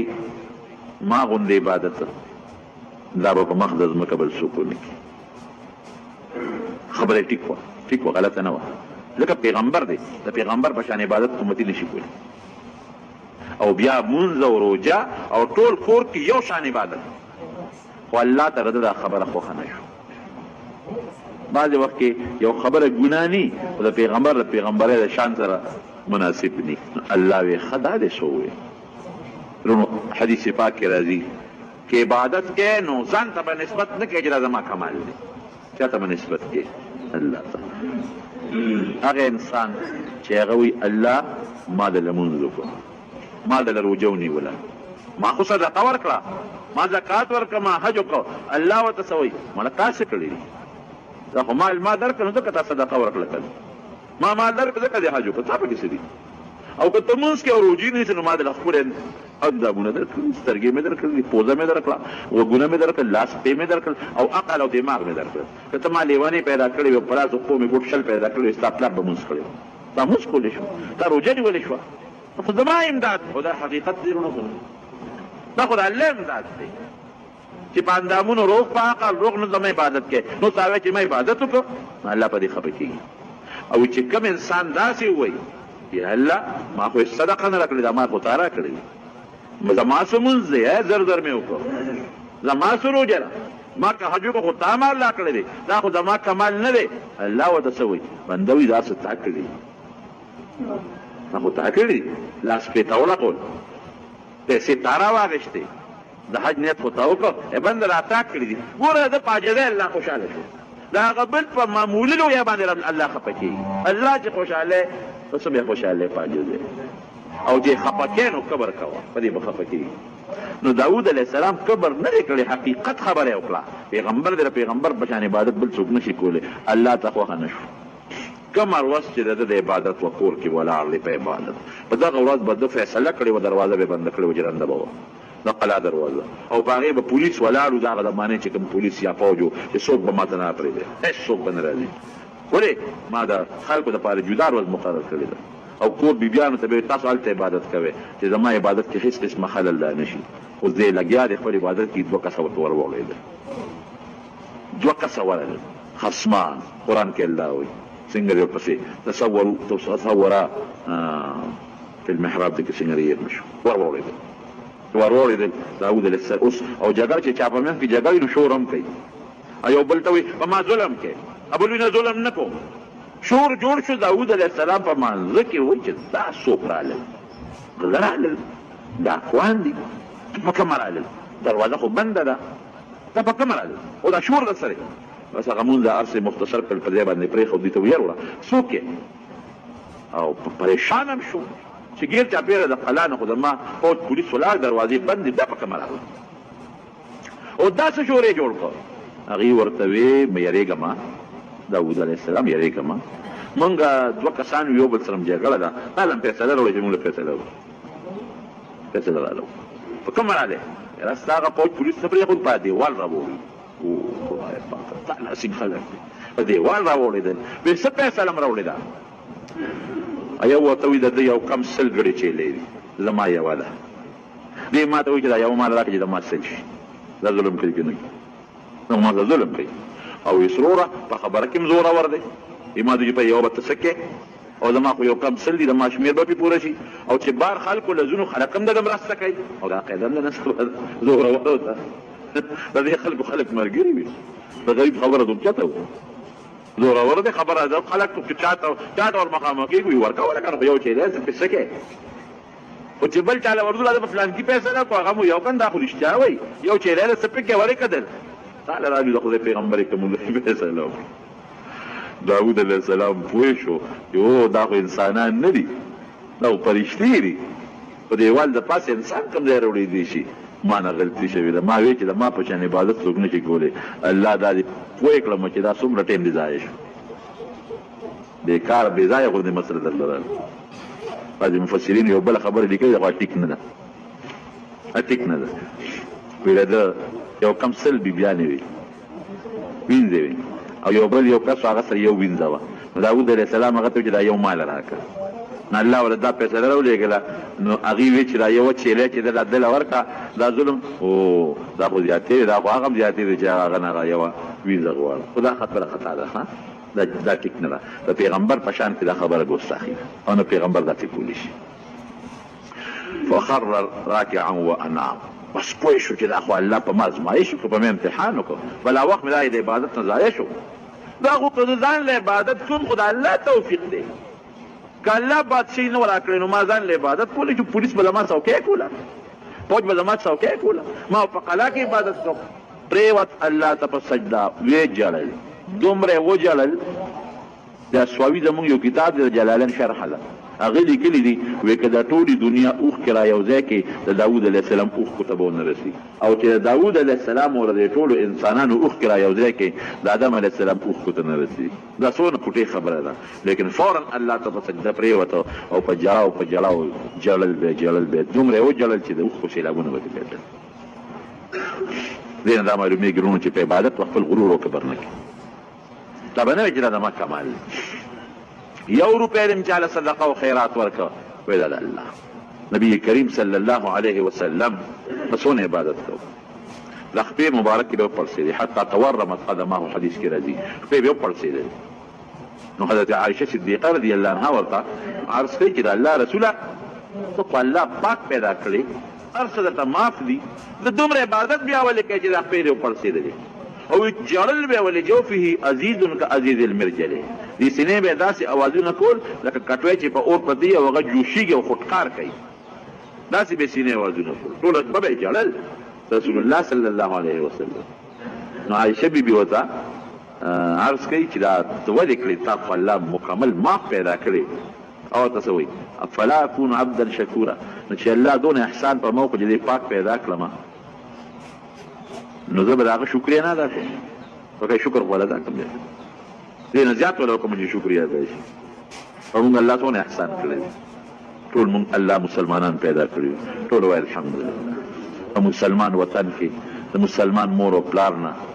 او د یو عظیم پیغمبر محمد رسول الله صلی الله علیه وسلم امتیان دې نه غټ احسان د الله بل شته هغه روغ صحت به هم پرېږدي ور څه به پرېږدي دا روحاني او دا دیني دا الله احسان نو مونږ چې څه کوو دا الله یقین وکړه که پټې شکریه مونږ ادا کولی شو د الله دونه احسانات دي په مونږ باندې زه اکثر دا خبره کوم وایم که په جاپان کې پیدا وي نو مونږ به ګوتم بت رام رام کول که په انډیا کې چې د هندوانو په کور کې پیدا وي نو د خپل لاس جوړ شوي بت ته به هم سجدې کول که په روس کې پیدا وي جرمني کې پیدا وي نو مونږ به خدای نه منو او که په اسرائیلو کې پیدا وي نو موسی علیه السلام او عزیر علیه السلام ته هم د خدای زوی وي او که په امریکا کې د عیسایانو په کور کې پیدا وي نو عیسی علیه السلام ته هم خدای وي دا شکر دی چې مونږ خدای دغه ځایونو کې نه یو پیدا کړی دنیا به څه کوي څو ورځې به دنیا قشته وه مال او دولت او موټر هر څه به سره خو ټول عمر به د خیرت د ډمبرو لرګي ټول عمر به د جهنم ځای خو د خدای فضل دی دنیا یا او شکر دی د هر چا له خدای د ګزارش دغه ورکړی دی دنیا لږه ده که ډېره ده خو په دې مطمئن یو د الله فضل دی چې په قبر کې او په حشر په نشر کې به مو انشاءالله د رسول الله صلی الله علیه وسلم جنت الله نصیب کوي ولې په هغه مو ایمان دی د هغه دین مو منلی دی الله مو منلی دی انشاءالله نو احسان دلته احسان وکړه هلته مو احسان کوي يمنون عليك أن أسلموا قل لا تمنوا علي إسلامكم بل الله يمن عليكم أن هداكم للإيمان نو خبره مې دې پورې کوله چې حضرت داود علیه السلام متعلق دې نه دا عبرت واخلې زما ورور په عبادت مه فخر نه کوې هغه پوټې غوندې خبره ده څونه امتحان او ازمایش پرې راغی قوم ته به لګیا او نصیحت یې کړه هغه قوم چې دلته راجمع شو زمونږ د جمعې ورځ د عبادت د هغې د خالي ورځ وه نو هغې د ایلې یو علاقه ده د دریاب په غاړه باندې د کوهي تور او د دغه علاقې سره خوا کې لوی دریاب دی بحر قلزم ورته وایي دغه بحر قلزم په غاړه باندې ایله کلی دی دغه کې اکثر خلک د دې پاتې کېدل نو د خالي پر ورځې پې ښکار بند کړی وي خالي پر ورځ به ښکار نه کوي نو الله په امتحان کوي د خالي پر ورځ به دریاب کې کبان ډېر په نور ورځو به کوي په دې باندې ښکار بند دی نه به کوي نو دې یو چل جوړ کړو ډنډونه یې جوړ کړل ډنډونه د دریاب په غاړه باندې نو د خالي پر ورځ به د هغې هغه ورپونه وویستل چې کوم ته اوبه ورته ځي نو چې کبان به دونه ډېر چې د اوبو در پاسه بونه هغه به هغه ډنډونو ته هم لاړل نو ماښام مازدیګر به پسې ورخنه نو سار به پرې رالل نو کبان به یې ترې راوویستل وله چلونه یې جوړو او جال به یې راوړه جال نو د خالي پر ورځ به یې جالونه په دریاب کې وغورځول نو په دغه ورځ به یې په کبان نه راایستل جال خو چې دې ور وغورځول نو کبان پکې بند شي که نه د اتوار په ورځ به راغلل نو هغه جال به یې راوویست داود علیه السلام دوی دا ظلم نه کوي وی نه دا خو موږ د خالي پر ګوره دلیل پیغمبر سره دلیل بعضې وخت اوس موږ سره هم خلک دلیل شروع موږ ته د قرآن حکم چې دا د الله د کتاب حکم دی دا د پیغمبر حکم دی صاحب دلایل به سره شروع نه نه کنه عقل مې دا و زه خو دا وایم عقل مې دا و د خدای نیک بخته د قرآن په مقابله کې ستا په دماغو کې خو سوټې پرتې دي د قرآن مقابله کې د پیغمبر د وینا مقابله کې د انسان عقل څه شی دی نو هغې داود علیه السلام سره بحثونه شروع کړل چې نه نه خو الله په موږ کار منې کړی د خالي خو موږ کار نه کوو موږ خو د اتوار په ورځ کبان لرو اوس پیغمبر ته وایي چې دا ګناه ده مه یې کوئ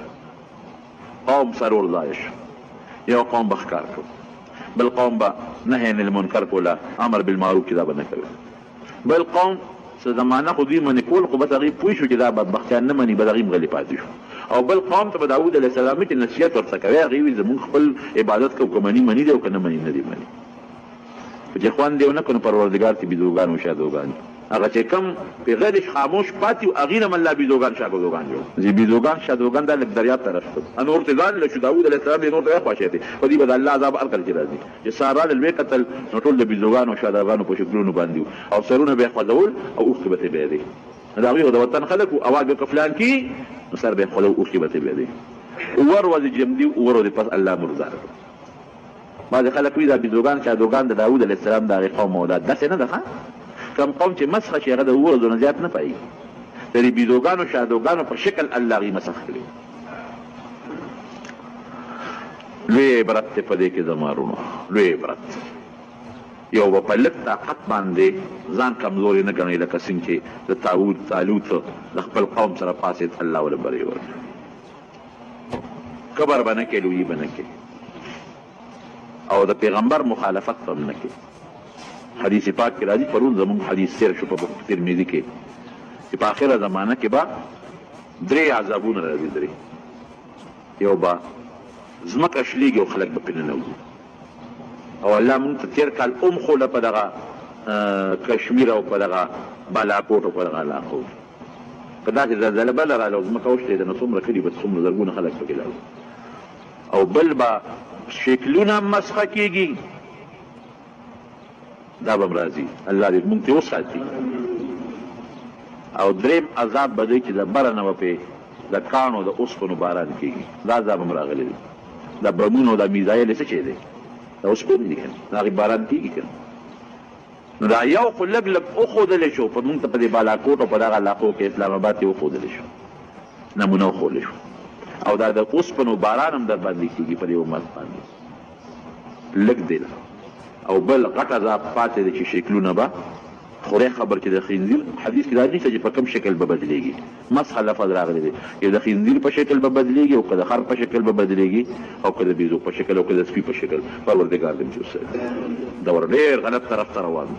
د مسلمان ګناه انتها ته رسېدلې ده زنانو کې دونه بې حیایي او دونه بې ستري عام شوې ده چې د هغې مثال نشته موبایل دونه عام دی چې لکان جینکۍ ټولو ټلیفون یو بل سره لګوي او ډیشونه او سیبه دا نور ګند او دا په کیبل یې ورشئ وګورئ پېښور ته اسلام آباد ته د خلکو په کې د خدای یره نشته عذاب به نه راځي په مسلمان عذاب کار مونږ کوو مونږ الله غصه کړی دی الله دې مونږ د خپل قهر او غضب نه پام